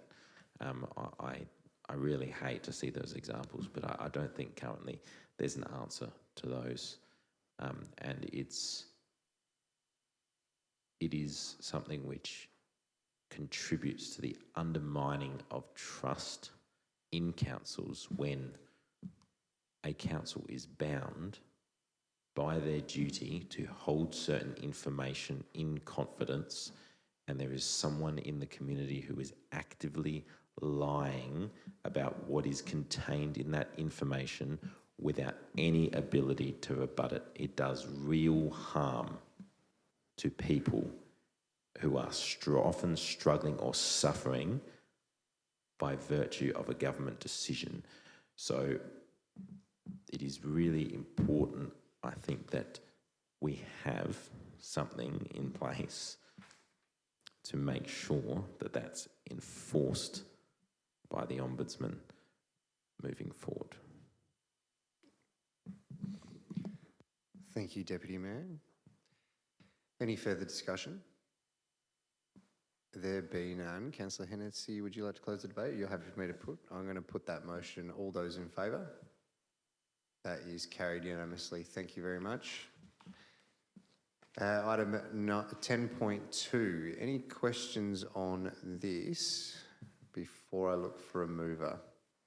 It's good to see a little snapshot of this term in such a way. Any movers then? Looking for a mover. You're happy to move this way, Councillor Davies? Would you like to speak at all? Yeah, and just no, thank you for this information report, and to the Mayor, who I think was looking into this. I think it's very nice to be able to look back and see some of the some of the stuff that's been done. I do note that a full majority of all motions were in the year 2023, which I think reflects not that we stopped having an interest, but that a better relationship with staff meant that we no longer felt the need to force everything through a motion instead of discussing it with the CEO. And so there is a bunch of stuff in there from every year. So thank you for this report. Thank you, Councillor Davies. Looking for a seconder. You're happy to second, Councillor Hennessy. Would you like to say anything? Any further discussion?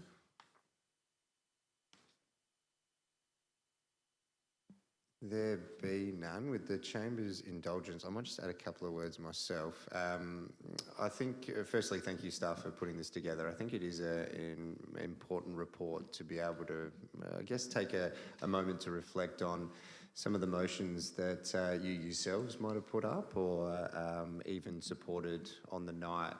And it is good just to see some of those actions that are being undertaken and the direction that was set. So, yeah, I know that our work isn't done, but these conversations were certainly happening when November was the timeline. So who knows, we might see some more motions come up from the floor. But I think a good reflection of elected members doing their job and their colleagues supporting them, and then ultimately staff following through with that direction. So thank you for following the process over the term, and we've still got plenty of work to do. But with those words, I believe the debate is now closed. So I'm going to put that motion. All those in favour? That is carried unanimously. Thank you. Now we're on item 11.1, Council Committee Minutes. Any questions on these ones? Before you've got a question, Councillor Samble? I think the first one I'd like to speak on is a committee that is not working, in my personal opinion.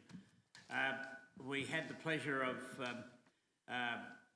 4 staff there the other day at that meeting, and 2 delegates that represent the whole committee and so forth there, along with James Agnes, our state member for Lyne. Sorry, Brian. I'm just going to stop you there for a second. You're, I believe, talking on external body reports?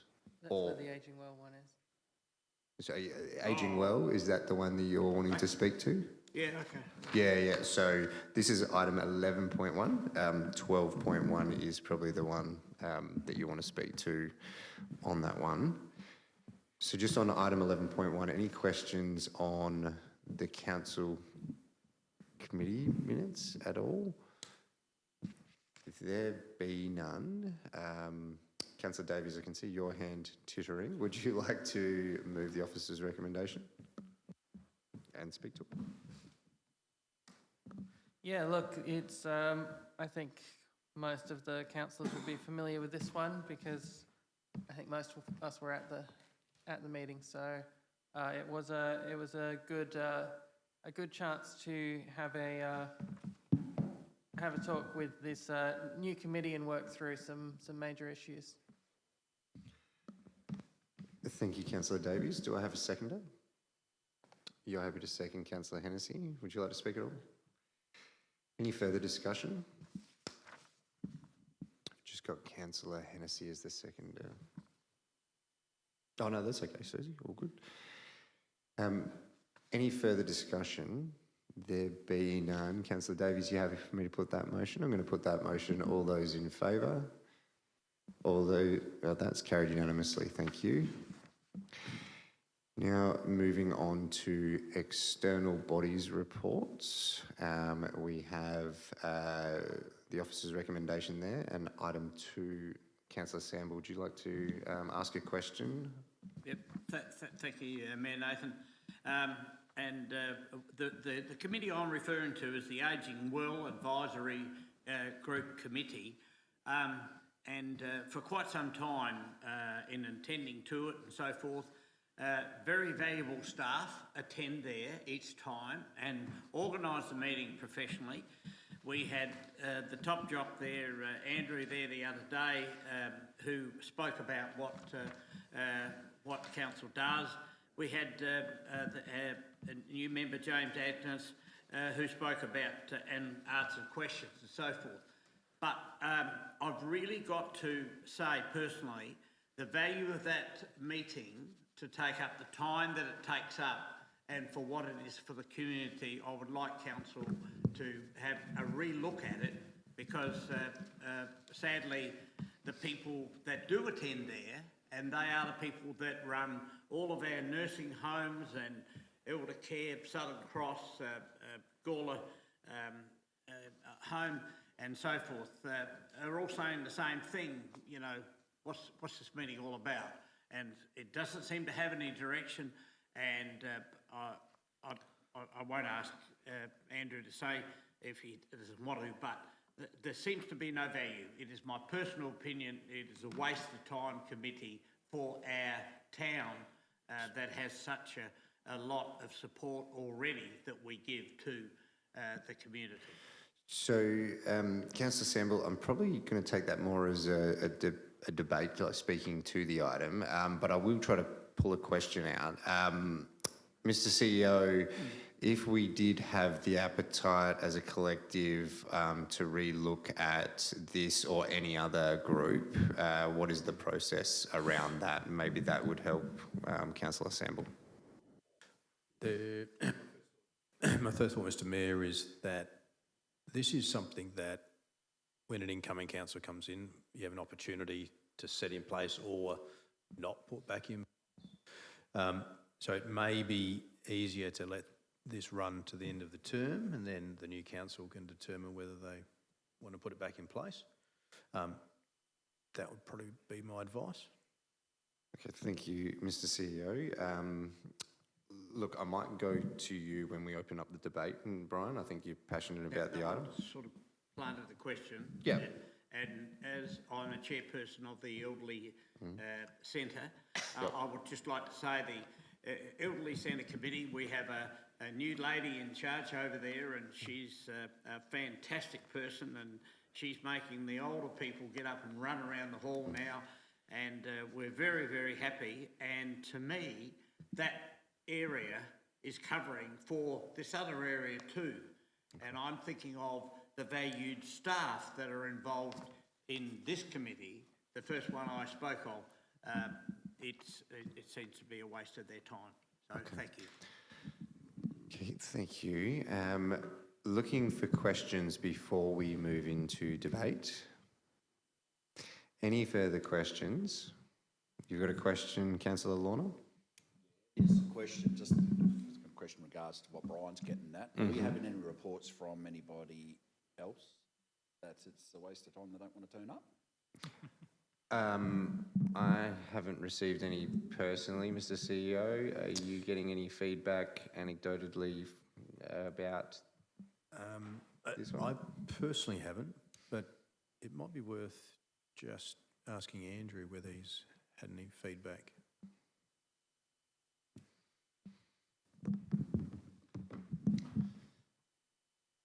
Through the chair, no, I haven't. That's my first meeting I've been to. My understanding from talking to Chia was that there was a request from the group to have James speak on a range of issues of interest to the group, which is what he did. I did note your feedback on email as to what you thought in terms of the merit of the group, which is obviously an earnestly felt view. I haven't heard anything from anyone else at this point in time. I did ask Chia after the meeting whether that was a typical meeting and whether other meetings had been similar in the past, because I had no frame of reference to compare it to.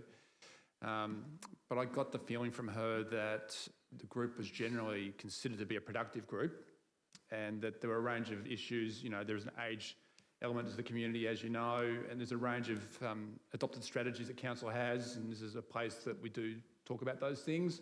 But I also defer to yourself that you've been to a lot more of these meetings than I have, so my experience has been narrow. Thank you for that one. Any further questions before I look for a mover? There being none, I'm going to look for a mover for the officer's recommendation, just also noting that we do have other groups there as well, if you do have any questions about them also. Looking for a mover. Councillor Hughes, you'd like to move. Would you like to speak at all? No. Looking for a seconder. You're happy to second Councillor Samble. Would you like to speak at all? No. Councillor Hennessy, you'd like to speak? Yes, I would. I am also a member of that working group, the Ageing Well, and while I'm very comfortable with the fact that we should constantly review and refocus on any of our working groups, I have a different point of view. I think the community reps that we have brought together have been most useful, and their time is very valuable, so we should honour that and ensure that we're asking them to provide specific feedback. But I think, a bit like our other groups like the YAC, I think it's with us to reset what we require from that group, and that's a responsibility we should take seriously. But I have attended most of those meetings and found them to be productive and found interacting with the community reps very useful. Thank you, Councillor Hennessy. Any further discussion? Councillor Davies? Yeah, just so firstly, a question to the CEO. Normally, November would be when our positions on committees come up for review. I'm not fully across what's changed in the legislation due to the extension. Is that automatically pushed forward to April, or is we coming up for review in November again? Mr. CEO? Thank you, Mr. Mayor. Is that working? Yep. I know Sharon and Susie have been doing some work in this space, and there's a report coming to the August council meeting which will address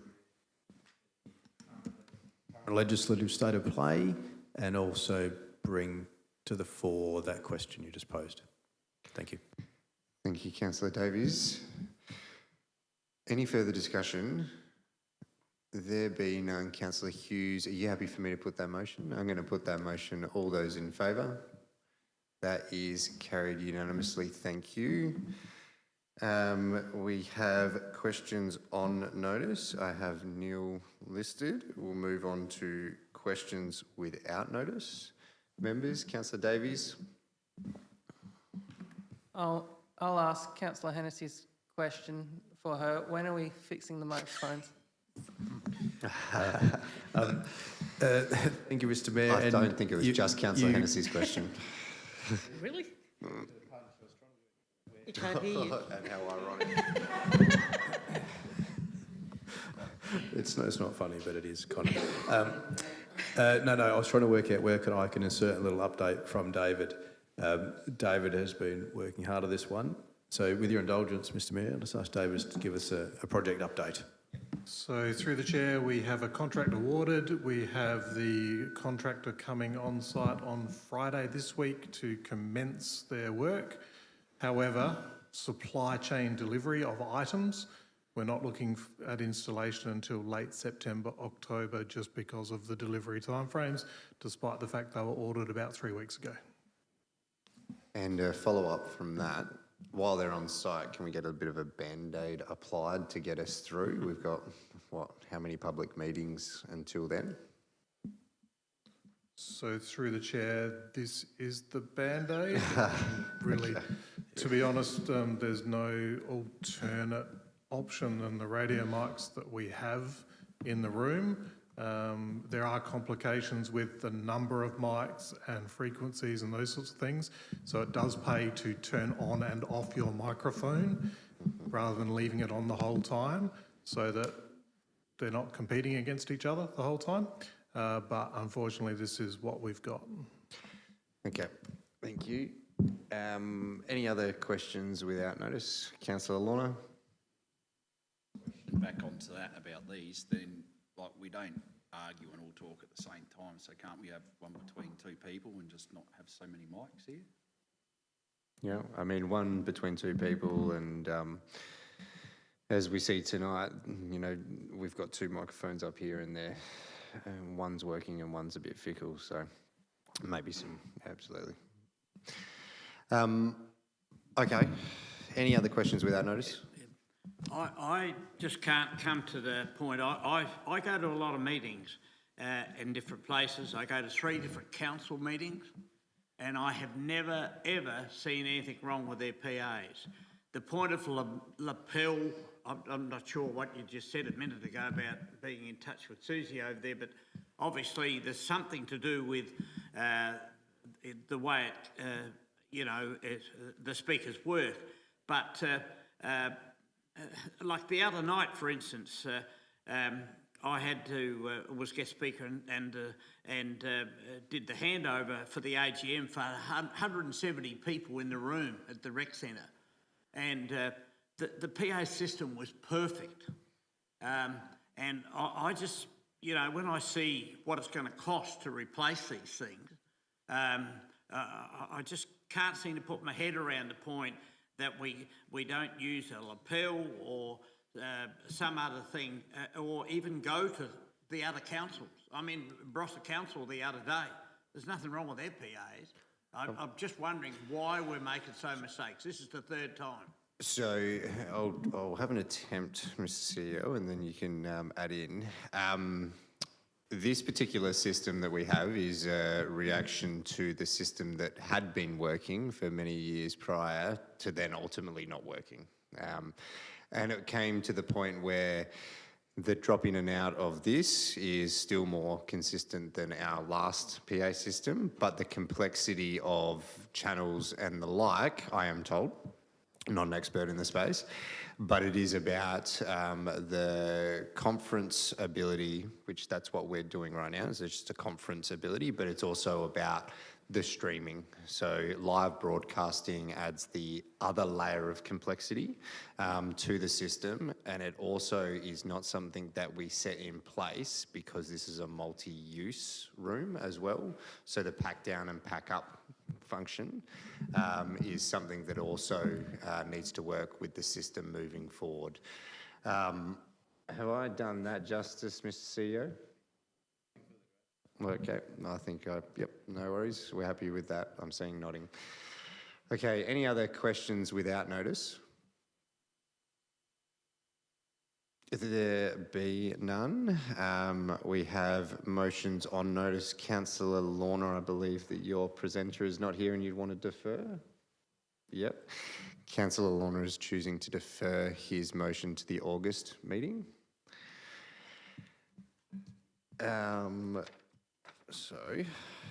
We now move on to item 17. Sorry, I've skipped motions without notice. Oh, yep, I have. Item 16, any motions without notice, members? There be none, that is nil. Thank you, Susie. And we move on to item 17, council member activities.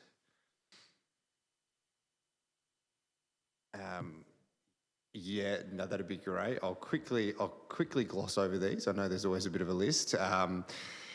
Obviously, there was a week spent in Canberra. I did provide the report to members just to give a bit of a breakdown. I guess some of the highlights for those that might be listening in is probably, I think one of our meetings, the one that I found most beneficial was with Catherine King's Chief Advisor.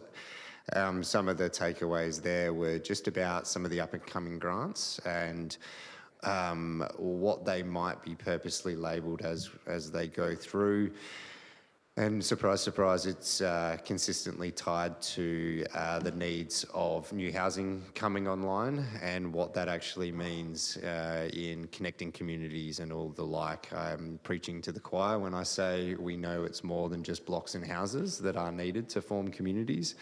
And some of these grant opportunities that are up and coming might be some of those opportunities to present some of our best cases for some of our key projects and more notably some of our road infrastructure network and upgrades as well. So it was great to actually have, and a special shout out to Matt Burnell MP. It was really handy to have him over there in Canberra, and Chris and I a number of times were able to pop up to his office and, you know, just have a little bit of a home base, talk through some of the discussions we were having.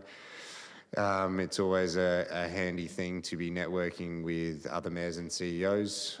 Conversations typically go through what they're finding, what their challenges are and the like.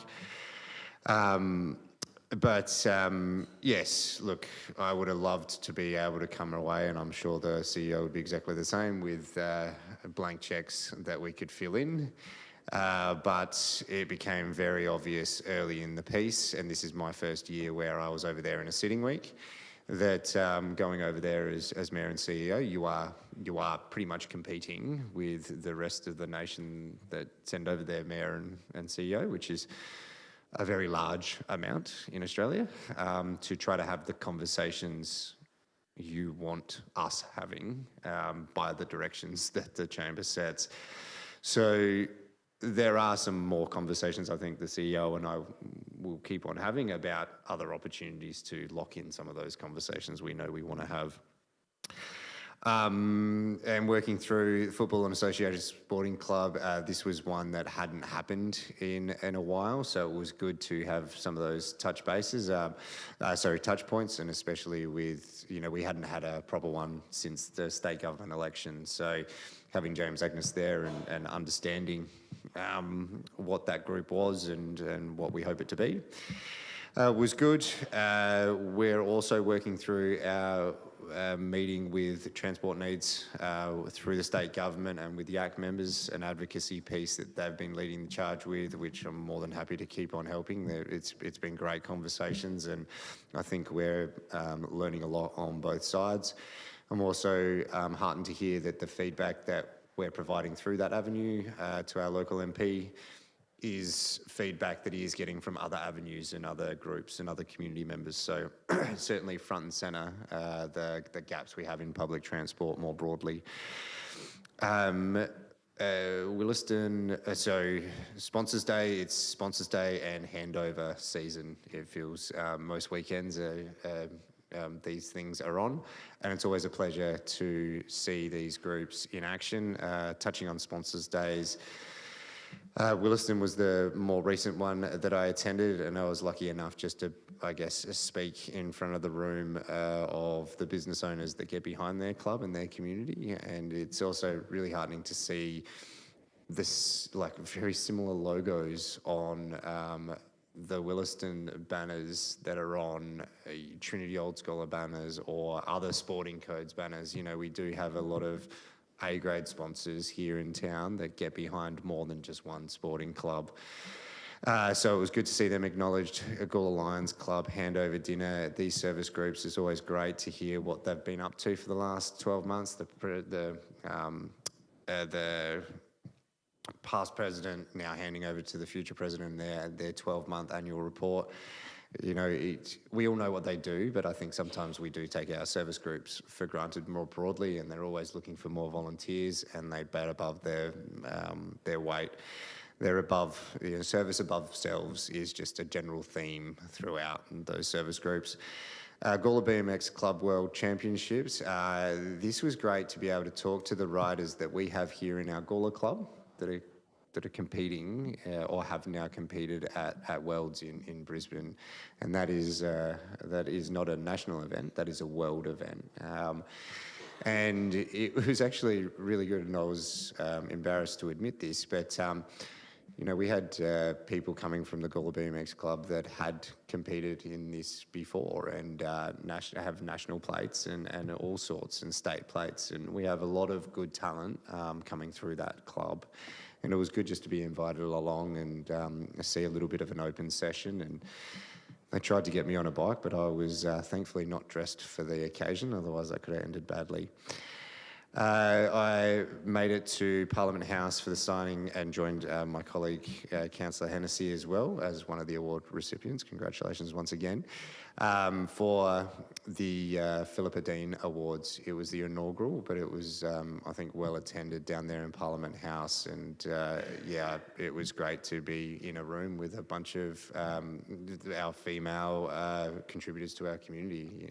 Once again, we'd be lost without the work that these award winners do. I managed to pop out to La Dance Studio just out there in the Gawler Industrial Park. If you ever get a chance, head out. It's a great looking facility, and it's a great opportunity for the young families. This studio used to operate out of Lyndoch, and they just started getting too big and an opportunity came up in Gawler. So it's a club now that is housed in Gawler. Again, Rotary Club of Gawler. This one was the 30th anniversary, 1500th meeting and the presidential handover. And at the same time, it was really, really clever because they actually had some of their exchange student, as part of their program, record a couple of videos just to give a little bit of an update of where their lives are at and what they remember of their time in Gawler. And some visited Gawler over 10 years ago and some 2017 and 2019. It was a really good thing to hear about how their life was impacted and how Gawler is a special part of their journey. Garrock meeting, naturally you can understand in that particular meeting, although we had a formal agenda, it was all about election delays and how collectively we're still a little bit sceptical on what that will do to our budget cycles. Stay tuned, but whether or not anything changes, it will. I think that horse is bolted now. The NAIDOC Family Fun Day, it was an amazing day. It was well attended. I'm just really saddened that the Springwood stuff was all happening at the same time. So the ability to be there and actually enjoy the event and not vet phone calls and run back to offices and have other meetings was really frustrating.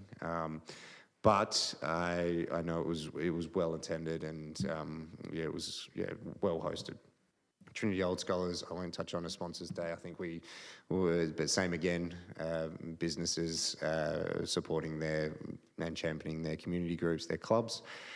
World's Greatest Shave, they were able to raise nearly $15,000 and their target was, funnily enough, around $3,000. So what work they've done for the World's Greatest Shave there, and so many Williston footy players and the like came up and got their heads shaved. I think there was about 26, if I remember correctly.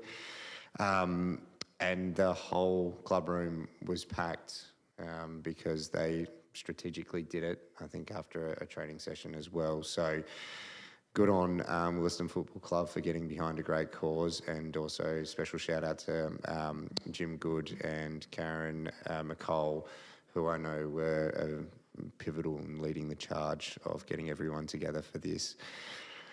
New residents welcome visits. This was an attempt to do a bit of door knocking for the new residents that boundary reform picked up when the boundary changed.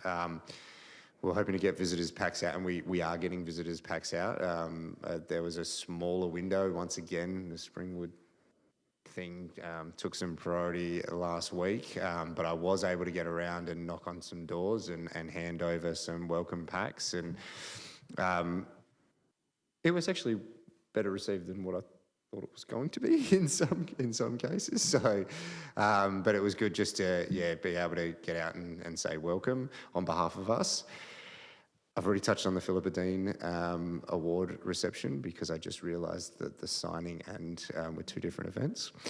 Gawler and Adelaide Plains Festival. So this one, I joined my colleague again, Councillor Hennessy, at the Prince Albert Hotel, and it was a festival, an opening for a festival that ran for about 4 days? 4 days over the weekend. It was actually, I was a little bit out of my depth, if I'm being completely honest, on the topic, but it was really good to learn a lot more about what is available and more about this group. It was short-lived because I did do school drop-off, so I was quickly sort of in, and my girls were probably being a little bit too noisy through the the formalities, but very inviting group, and it was great to learn and introduce each other and do that round circle where we were able to share some thoughts about what we see writing as realistically. And then the Sala exhibition opening. It was the first opening I was able to attend other than the opening of the new gallery space. Once again, well attended. It was a little bit informal, which I didn't mind as well. We were able to circulate and look at the art. So that's my quick blurb. Sorry it wasn't so quick, but yes, a lot on. So next I have Deputy Mayor Solomon. I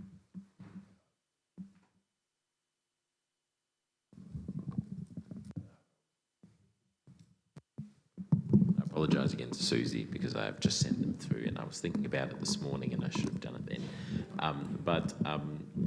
I would just touch on a few things quickly that on 23rd of June I attended a Rainbow Council Network meeting where we discussed a couple of things that were coming up, a couple of social programs to help people get involved with other people in the queer community and feel a bit more included. And also we did get a small shout out about one of the history events which we hosted during History Month here in the town of Gawler. It was actually used as an example of a great way of storytelling and engaging with history during with these sort of topics during History Month. We also had from there, sorry, bear with me while I get the technology sorted. Oh, it's now, that's it. Thank you, Susie. Attended the Williston Football and Netball Club Sponsors Day, which once again, always very grateful to attend those kinds of events. I attended the South Gawler Football Club Gala Night on the same day, and I think that I had some great conversations with people about the impact that community sport does really have on people's lives, particularly around mental health and the opportunities it opens up for people to feel included and part of their community. So I think that those days and those events are a great reflection of what that offers. And there was some particularly touching tributes at the South Gawler Football Club Gala Night. In particular, Chimpy Reichstein and Susie gave a very touching speech there. So it was amazing to hear about the impact that some volunteers have on our community and see that acknowledged as well. I attended on the 7th of July the Gawler Neighbourhood Watch meeting, which I always try and get along to. It was they, of course, grateful for the work that we do with them on solving a number of different community issues, and most recently got to give them a bit of an update on some dog poo bins, which they were very excited about and have been for a long time. So that was always good to attend those. Gawler, I attended on behalf of the Mayor the welcoming of the intentional interim minister, Reverend Nick Denny Demetriou, to the Gawler Anglican Parish, which was held at St George's, and that was an excellent event. I acknowledge Councillor Davies was also there as a member of the congregation, but yeah, an important chapter for the Anglican Parish here in Gawler as they chart their course forward on what's next for them, and also apologies to anyone who had their dogs barking on Church Hill. I did get an opportunity to play with the bells. It didn't sound very great. The dogs weren't happy. It wasn't that late at night, but it was probably still too late. But it was great to be hosted there and really grateful for those kinds of invitations. Also, a Hope Cup planning meeting I attended. Many of us are involved in the Hope Cup here. I think some of it is personal. People are involved by virtue of their positions on council and the fact that they do carry with them some influence in the town, and so I think it's really important that we continue to support that. And also, I'll just mention that the gala, the Hope Cup Gala, is this Friday night, which will be held at Nixon's Function Centre. That's a worthy cause that council always supports. I know the CEO supports, I know the Mayor supports, I know many members of the council and staff do support, so that's an important one. Thank you, Deputy Mayor. Councillor Hennessy, I see your name on there. Thank you, Mayor. I'll take most of those as read, with the exception of adding, please, Susie, could I add the Festival of Words official opening?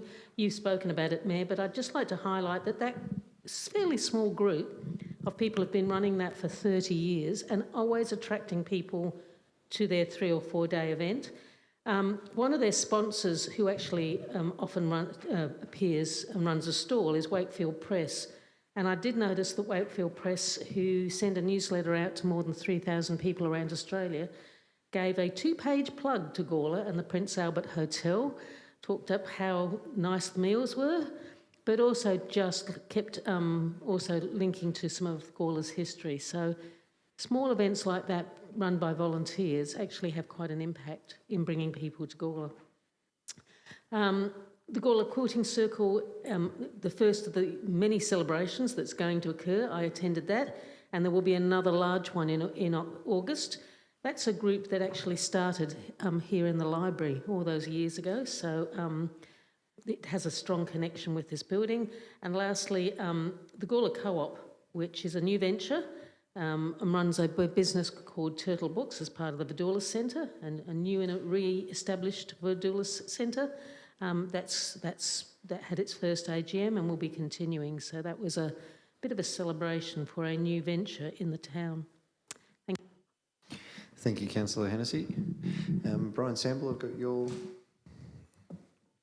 name. Yeah, thanks. Yeah, no, it's really interesting to hear how many things are happening in this town, you know, during the week and on certainly on weekends and so forth. But myself, it was like I represented Gawler at a 90-year-old person's celebration, which is a legend in this town. His name is Humphrey George. He owns all the shops across the road, plus many other things in the town. Him and his partner, Mr. Gilhar Nettet, who was the mayor of their town, and so forth, which is Tony Harnett's father. It was a huge gathering in town, people that I had not seen for many, many years. And as Councillor Hennessy said, it's amazing just how many of these people were connected with the outside world and the write-up and the stories that they got. It was a fantastic celebration to wish Humphrey 90 years of age. The other night, I was guest speaker and also handled the handover of the 42nd AGM of the Gawler Vintage and Veteran Car Club.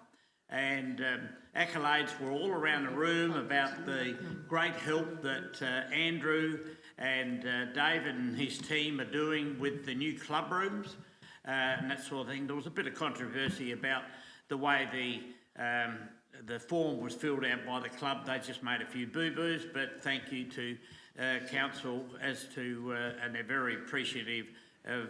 It's also interesting because of the few hiccups they had. They lost a few members. There was actually 935 members, but now this year financially, I would say quite a lot have caught the bus to heaven, but 675 members now. That's incredible really for a club in this town to have 675 members and 1,800 vintage cars. And they've got one lined up for our CEO once he builds his house on the hill. So that'll be good.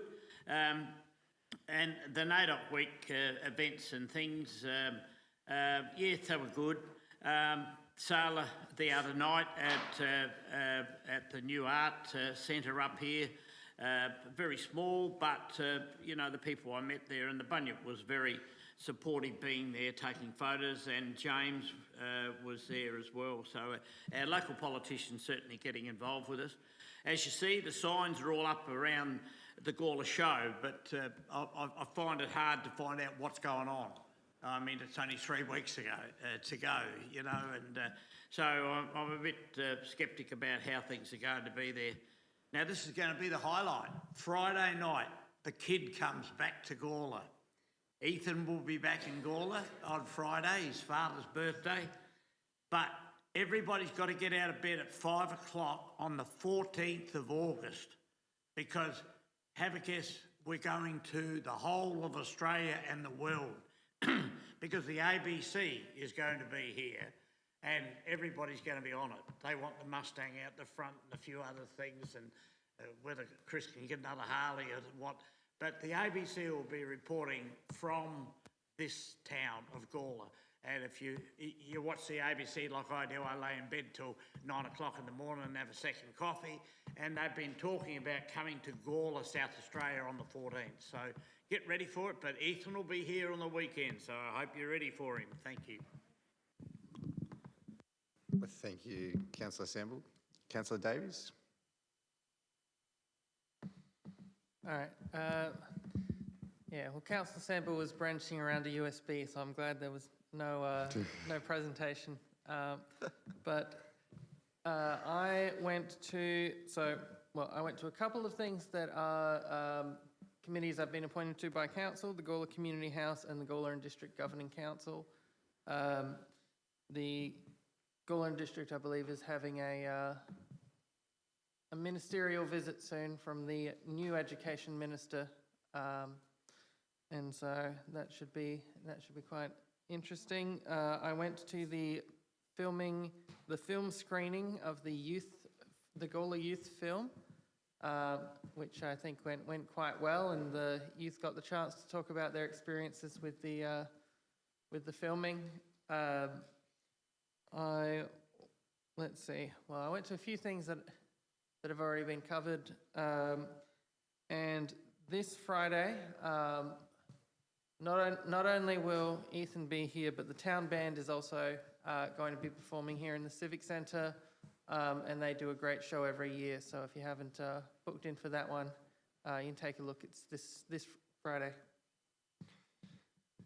Thank you, Councillor Davies. Councillor Lorna, did you have anything you would like to add? Well, sort of not really. I've had the displeasure of attending the Gawler Hospital twice.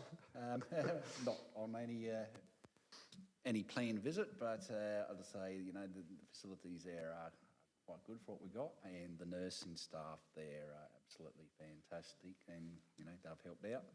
So just a shout out to the staff that were there that helped me through a period. So thank you, Councillor Lorna. Yeah, so that's where I've been. Pressing matters, absolutely. Councillor Hughes, not here. Councillor Vallelonga, you got anything? No. No worries. Thank you very much. Busy month had by all. Not as busy as Councillor Lorna though, but good to see you back in the chamber. Moving on to confidential reports, we have an officer's recommendation 18.1. We're looking for a mover to go into confidence. You're happy to move that way, Councillor Hennessy. Would you like to just give a quick... Yes, thank you, Mayor. We move into confidence because we're going to be dealing with confidential matters on the grounds that the matters relate to information, the disclosure of which would divulge information provided on a confidential basis by or to a minister of the Crown or another public authority or official, not being an employee of the council or person engaged by the council, and would, on balance, be contrary to the public interest.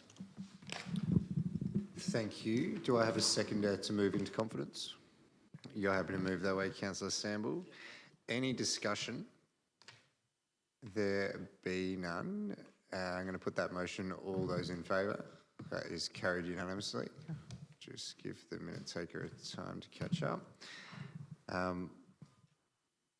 And everyone we've got in the room was listed on there?